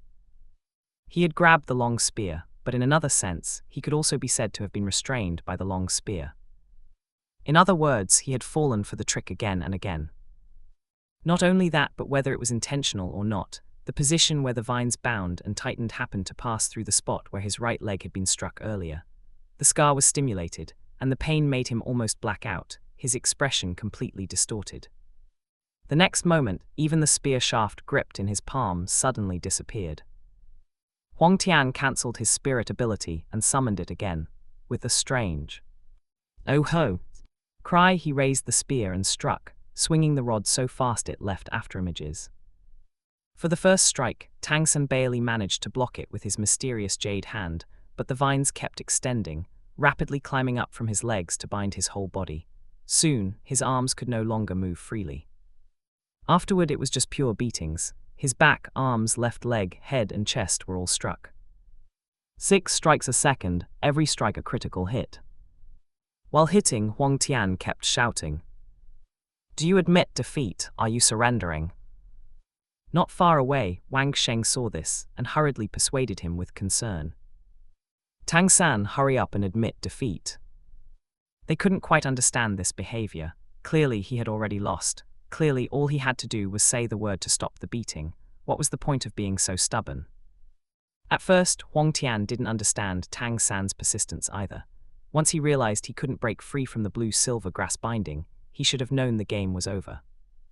It wasn't until 6 or 7 seconds later, when a few blue-silver grass vines shot out from Sanzai's hands, that he couldn't help but laugh. So that was the plan. Unfortunately, Huang Tian's awakening was the blue-silver sacred emperor from the start. His vines were strong, if not stronger than steel, with a strength of several thousand catties. And Tang San's blue-silver emperor had an impure bloodline to begin with, was severely malnourished as a child, and was suppressed by the clear sky hammer. Before the second awakening, it was no different from ordinary blue-silver grass. Huang Tian just reversed the spearhead and cut it into 7 or 8 pieces with the sharp blade in 2 strokes. At this, Tang San finally couldn't hold on any longer, sitting despairingly on the ground. He lowered his head, not daring to look at anyone, and said in a dull voice, "I admit defeat."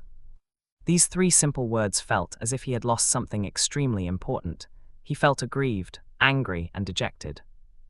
Huang Tian didn't hesitate, decisively cancelling his spirit and spirit ability, and said in an admiring tone, "Tang San, among all the opponents I've fought, you are the only one who has made me feel threatened, and the only one who has made me want to fight, although I haven't fought anyone else either." At the first half of the sentence, Sanzai's expression looked slightly better, but at the second half, his face flushed red again, not knowing if it was from pain or anger. "By the way, during the fight just now, what was going on when your eyes suddenly turned purple? Was it a self-created soul skill or a second spirit? Also, your steps kept flickering, and your speed suddenly increased. And your palms, I saw your palms turn a greenish-blue when you blocked the spear shaft. Are you from some big family?" Tang San said nothing, ignoring Huang Tian's familiarity, and dragged his battered body toward the dormitory. On his lowered face, he bit his lip hard, his eyes filled with a fierce light, and his fists clenched tightly inside his sleeves.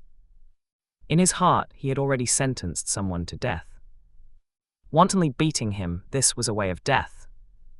Being insidious and setting traps multiple times during the spirit battle, this was the way of death plus. Discovering traces of Tang's sect martial skill and discovering his second spirit, this was absolutely intolerable, the way of death plus, super doubled, and then doubled again to the limit. Chapter 23, There is a sickness that needs curing. The outcome was finally decided. Seeing Tang San walking with a limp, Wang Sheng stepped forward to help, but his outstretched arm was resolutely dodged. Wang Sheng didn't think much of it and turned to look at Huang Tian, saying with a happy expression, "Congratulations, you defeated Tang San and are now the boss of our Dorm 7. Boss, you are truly amazing." Huang Tian looked bewildered. "What Dorm 7? What boss? I'm not a work-study student. I just came here to find an upperclassman familiar with the situation to gather some intelligence, like whether there are any powerful students, who knew that before I even entered the door, someone would threaten to challenge me." Wang Sheng was instantly dumbfounded. His mind went blank, and he felt as if the sky had collapsed. The smile stiffened on his face, becoming as ugly as a grimace. The other work-study students, who had just felt a sense of joy and believed they would finally no longer need to fear being bullied by nobles, were also instantly dumbfounded, their expressions looking as if their parents had died. Tang San's staggering footsteps suddenly stopped, and he stood rooted to the spot, motionless. He closed his eyes speechlessly. His complexion turned from red to green, and then from green to blue. He took several deep breaths, feeling his temples throbbing wildly, and had an urge to kill someone. If you aren't a work-study student, why didn't you say so earlier? If you weren't competing for the boss position, why didn't you say so earlier? And Wang Sheng, why didn't you ask to clarify first? Why? What's more devastating than getting beaten up is getting beaten up for nothing when it wasn't necessary. Huang Tian was completely oblivious to the others' moods. Suddenly, as if a plan had come to mind, he clapped his hands together forcefully. It's lunchtime, let me treat you all to a meal. How about you chat with me about the situation in the academy? We are just a group of work-study students. Wang Sheng lowered his head slightly, his expression awkward, filled with dejection and inferiority. Huang Tian, however, looked confused. What's wrong with being work-study students? Do work-study students not need to eat? Let's go. Everyone, come along. Tang San, you come too. After saying this, he pushed Wang Sheng on the back to make him walk forward, and then reached out to nudge the others, his demeanor extremely generous and straightforward. Finally, he unreservedly reached out to pull Tang San, and after being dodged, he revealed a look of realization. You are full of life, Kai, because you failed the soul fight earlier, right? With one sentence, he started acting as if he were disappointed that they hadn't lived up to expectations. My teacher once said that a real man should stand tall, have the world in his heart, and be like a fierce tiger or a majestic eagle. If you lose this time, just win it back next time. What's the point of crying and wallowing in self-pity? Let's go. Although I don't know if there are any other interesting students in the academy, you are definitely one of them. Sanzai was cornered by the words, as if not going would mean he was harboring resentment, even though that was the truth. He had no choice but to follow silently, pretending not to care, but still remained silent. Mysterious Heaven Treasure Record General Outline, Article 19. When an opponent is invincible, it is permissible to feign compliance. Knowing what would happen next, on the way, Huang Tian deliberately asked if there were any bullies or incidents of people being bullied in the academy. As soon as they entered the cafeteria, a voice filled with disdain and amusement came from the stairs to the second floor. Yo, isn't this that bunch of poor ghosts led by Wang Sheng? Poor ghosts are just poor ghosts. I'm afraid they'll never be able to eat on the second floor in their entire lives. More than a dozen people occupied the stairs, looking down from above, facing the door with teasing expressions. It was clearly not a chance encounter, but a deliberate wait. Huang Tian immediately looked puzzled and turned to Wang Sheng. How long have they had this condition? Is the frequency of their episodes high? How many times a day on average? Wang Sheng's face turned red instantly, but his eyes darted around, not daring to answer in front of others. Many work-study students also lowered their heads silently. Only Zyro Wu couldn't help but burst out laughing, finding Huang Tian's way of speaking truly interesting. Being insulted, the noble students on the stairs were not full of life, Kai, but instead, as if they had found something extremely amusing, they were all smiles. So a newcomer has arrived. Wang Sheng, didn't you tell him about the rules in this academy? He emphasized the word rules. When the boss spoke, several lackeys also clamored. Hess, commendable courage, but unfortunately, courage can't be eaten as a meal. Interesting, I hope you can still be this stubborn then. Just don't wet your pants, and don't kneel on the ground begging for mercy. Huang Tian ignored those people and stared straight at Sanzai. Tang San, you are the boss of the work-study students. What do you say? The opponent's strength was unknown, and Tang San dared not act rashly, especially after just being beaten up by a freshman. Just as in the novel, he turned and walked straight to the food-serving window to queue, leaving behind a nonchalant voice. I'm here to eat. Tang sect rules. All Tang sect disciples must not easily provoke trouble, but if someone actively infringes upon them, they are permitted to retaliate with thunderous force. Voiceover, then for F***CK's sake, retaliate. He was clearly just being cowardly, yet he made excuses for himself in his heart. I am an adult. Regardless of these students' personalities, they are just a group of teenagers. It's beneath me, a dignified transmigrationer, to argue with them. Note, this is the original text from the book. Tang San's reaction left the work-study students feeling disappointed, and Zyro Wu was also full of disdain. Cowardly. Huang Tian didn't say anything else and walked silently towards the window, but he didn't queue. Instead, he went straight past the line to the front of the window. He scanned left and right, tossed out a gold coin, snatched the steel ladle from the aunt serving the food, shook it up and down to weigh it, and after finding the feel quite good, a faint smile immediately appeared on his face. He turned around, carrying the steel ladle, and charged forward with large strides. When he was close to the stairs, he bent his legs, and his whole body flew into the air, the ladle smashing head-on towards the forehead of the leading noble. Clang, a crisp sound that shocked everyone's minds and made them feel a faint pain in their own foreheads exploded, instantly attracting everyone's attention. Whether they were eating or serving food, everyone gathered their gazes over immediately. He knocked one down, he didn't know the specific name, and the guy rolled down the stairs with a clatter. Tian immediately swung at the second one. While swinging the steel ladle with great force, he cursed loudly, his voice filled with Lei Yunlong-style irritability. Rules right, nobles right, awesome right, bullying the weak right, looking down on people right, uncured sickness right. Clang, clang, clang. The sound of the steel ladle making intimate contact with skulls was so crisp, like some percussion instrument, making people's hearts tighten and their bodies want to tremble just listening to it. Tangsan was dumbfounded, Xiao Wu was dumbfounded, Wang Sheng was dumbfounded, the work-study students were dumbfounded, the aunt serving food was dumbfounded, and everyone in the cafeteria was dumbfounded. Only those noble students who had occupied the stairs were either clutching their heads and wailing miserably, or were terrified to the point of turning pale. After 2 seconds of shock and daze, Xiao Wu also let out a loud shout, her eyes instantly brightening. With an excited expression, she rushed forward, kicked a noble trying to escape from the side of the stairs, and charged into the crowd, throwing punches and beating them up even more vigorously than Huang Tian. Chapter 24, Giving In. Xiao Wu looked harmless, her delicate appearance like a little white rabbit, soft and cute, but her actual physical fitness was much stronger than a normal one-ring spirit master with a 400-year spirit ring. The first few spirit rings of a transformed spirit beast are equivalent to self-generated spirit rings.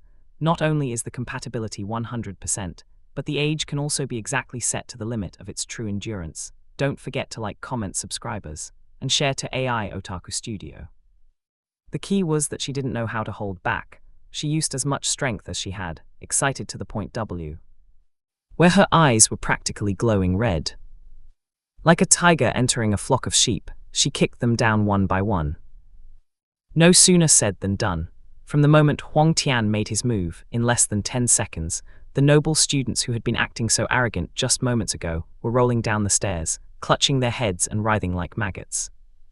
Before anyone knew it, the entire cafeteria, where 300 people were eating, had fallen into a deathly silence, save for some crying and howling. Chopsticks stopped in midair, mouths half open. Unable to continue biting down, they tilted their heads, staring blankly at the stairs. At the food-serving window, several heads poked out, their expressions so vivid it was as if a sentence was written on their faces. Damn, this young man. 2 teachers were eating on the second floor. Hearing the commotion, they came out to inspect. Originally intending to reprimand them, they silently shut their mouths the moment they saw the scene. You have to understand, Xiao Chenyu had already obtained a spirit ring. To render him powerless to resist could only prove one thing: the opponent had also obtained a spirit ring. Furthermore, it was highly likely to be a century-old spirit ring. Otherwise, it wouldn't be possible to bridge the age gap. Huang Tian stood in the center of the stairs with his arms crossed, not speaking, his gaze calm, without any hint of smugness, quietly waiting for his opponents to make their next move. Many people in the cafeteria were waiting too. After another 10 seconds or so, Xiao Chenyu struggled to climb up from the ground. At this moment, he had truly transformed into the old man of the South Pole. His face was deathly pale, and there was a blood lump larger than a fist on his forehead, glistening with oil.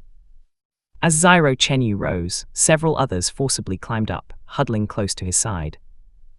A row of 6 or 7 old men of the South Pole looked quite comical, but no one dared to laugh. One of them, weighing his words, cautiously suggested, "Boss, should we unleash our spirits?" Xiao Chenyu turned his head and glanced at him, his gaze speechless and helpless. "You might as well just shut up. If you want to unleash your spirit, then do it. What dose should we mean?" choosing a very cowardly, not cowardly, between being cowardly and not cowardly, half cowardly. Just as these words fell, while everyone was extremely tense, a sudden bang came from the doorway, startling many people. Zyro Chenyu shuddered violently, his neck stiff as he turned back, only to see Wang Sheng's hands transformed into tiger claws, tiger fur growing on his body, and a conspicuous white, king character in his black hair. He had actually unleashed his spirit possession. Several other senior work-study students gathered around Wang Sheng, looking as if they would stand together, but Tang San was not among them. Zyro Chenyu's eyelids twitched, then he let out a long sigh, took a deep look, turned back to the front, and slowly took 2 steps forward. Under the gaze of everyone in Zyro Wu's excited eyes, amidst the tension of Wang Sheng and the work-study students and the anxiety of the other nobles, he straightened his body, adjusted his clothes, and then bent his waist straight down to 90 degrees, saying in an incredibly sincere voice, "I'm sorry, it was my dog eyes that looked down on people. Please just let me go like a fart." The whole room was stunned once again. Wang Sheng instantly deactivated his spirit, a look of relief after surviving a disaster appearing on his face. Zyro Wu cried out with disdain, boring, so boring." She had hoped her opponent would be tougher, so she could enjoy punching a sandbag again. In less than 3 seconds, 5 or 6 more people bent over like shrimp, their loud voices fearing they would be considered insincere. "I'm sorry." There were still others trying to climb up, but they didn't succeed. "Find a healing class spirit master. Don't let any lasting injuries remain. We'll discuss the rest after I finish eating." Huang Tian smiled slightly, beckoned to the doorway, and immediately turned to walk up to the 2nd floor. Wang Sheng and the others cheered, following closely behind, running and jumping. After they left, a middle-aged man with a buzz cut and a zombie-like face entered through the door and found Tang San to ask, "What just happened?" While waiting for the food to be served, Huang Tian casually tapped open the virtual screen to check his gains. The reward information had already popped up. Defeat Tang San. You defeated Tang San in a nearly crushing manner, bringing him intense physical pain and psychological pressure. Reward achievement points plus 10000. Suppressing small-time thugs. You instantly defeated the campus bully group led by Zyro Chenyu, effectively rectifying the school's spirit of Notting Academy. Reward achievement points plus 500. Current achievement points balance, 43,192. Only 10,000 points. Ignoring the suppressing small-time thugs, Huang Tian looked at the words "defeat Tang San" with disappointment in his eyes, feeling inexplicably annoyed. Tang San is the biggest and most disgusting villain in the entire Douluo series, with countless billions having died because of him. What is 10,000 points enough for? He was counting on beating up Sanzai to give Zyro Wu a cheat, but at this rate of 10,000 by 10,000, when would he be able to afford the down payment? Zyro Wu has basically been intercepted successfully. If he can't give her a cheat, so be it. The key is that he's about to go to Heaven Do City, where a whole bunch of future wives are also waiting to be given cheats. The achievement points rewarded for entering Zyro Wu's dream are the startup capital for Duguyan, Yi Lingling, Hua Wu Shu Binja Shu Yuir, Lu Erlong Kaian Renksu, and the others. Having managed to experience transmigration, he didn't want to leave any regrets, so not a single one could be missing. A family should be complete. How can this snowball not get rolling? No, I'll have to make Tang San and Gangzi suffer a bit more. Having made his decision, he happened to see Tang San coming up from the 1st floor. He had already recovered to his original state with the help of a healing class spirit master. His complexion was no longer dark, and he looked full of energy. Those injuries were miserable, but after all, they hadn't damaged his bones or muscles, which wasn't difficult for a touring teacher to handle. Someone immediately smiled like a flower. "Little San, let's have another fight after we eat. This academy is too weak. You're the only one who can barely be considered my opponent." Tang San's expression stiffened, his head shaking like a rattle instantly, his mouth twitching. "No thanks, I can't beat you." "Don't say that. Last time you only lost because of the spirit ring, not because your skills were inferior.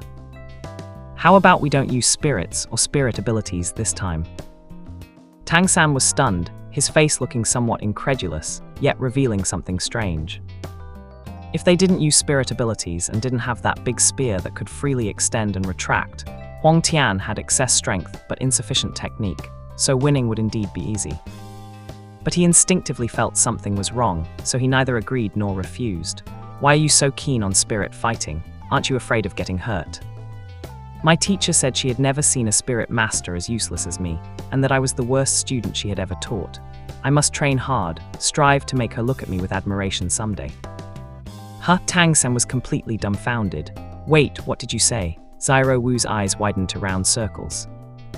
Chapter 25, Critically Hitting Sanzai Again. Wang Sheng grabbed a chicken leg and was about to put it in his mouth. His expression, which had been intoxicated by the aroma of the food, suddenly froze. He opened his mouth, wanting to say something but really not knowing what to say, so he could only take a deep breath and close it again. The space on the second floor was not large. Apart from their table, there were only 3 or 4 teachers and 6 or 7 students, so everyone could hear each other clearly. Suddenly, everyone fell silent. The silence at that moment was deafening. Yu Xiaogang, who was ordering food, also fell silent. He had already learned from Tang-san that Huang Tian had innate full spirit power and was suspected to have twin spirits. If someone with such aptitude was considered trash and the worst batch of students, then what were the others? Trash of the trash. After a while, seeing that Sanzai didn't react, Huang Tian quickly added more pressure. The teacher also said that for a spirit master, combat experience is sometimes even more important than their spirit ability. High-level spirit master academies arrange for students of equal strength to spar every day. There aren't many opponents here who can put pressure on me. Those people don't even dare to activate the spirit in front of me, and I believe you are the same. We can only spar with each other. As he was speaking, Yu Xiaogang came over to add a finishing blow. Little San, what Huang Tian said makes sense. Sparring is a compulsory course for spirit masters. The more excellent the spirit master, the more true this is. However, pay attention to safety. I will instruct Teacher Zhao to come and watch over you. Teacher Zhao was of the support system. He was the one who had just treated Sanzai and Zyro Chenyu and the others, and he was the only healer in the entire Notting Academy. At this, Tang-san could no longer shirk and could only agree.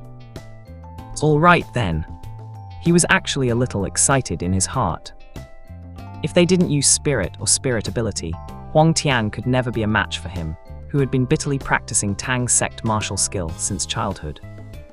He could take revenge for the almost humiliating beating he received earlier, and he could also regain his face and establish his prestige. The meal took more than half an hour. Wang Sheng and the others had round bellies. After Huang Tian and Zyro Wu were full, they wiped out all the plates. Going back down to the first floor, Zyro Chenyu and his group were still waiting there. Huang Tian smiled and said, "How is it? Have you discussed it? Do you want to take revenge on me? I can give you time to activate your spirit, and I allow you to make the first move and attack together." With a swoosh, Zyro Chenyu's waist bent to 90 degrees again. The dozen or so lackeys behind him also followed suit, bowing and bending over. "Classmate Huang Tian, I am now formally apologizing to you. I'm sorry, I won't dare to do it again. Please spare us." "I'm sorry, X10. Seeing this, the smile on Huang Tian's face grew even wider. A villain with a brain was truly rare. "Aren't you the city lord's son? You can cry to your father, ask the principal to uphold justice, summon the city guard, or spend money to hire a few experts. None of those should be difficult." Zyro Chenyu seemed to have some unspeakable secret. Stimulated by these words, his face changed drastically, and he could only beg again. "Classmate Huang Tian, we really know we were wrong. We will never dare to bully others by relying on power again. Please spare us."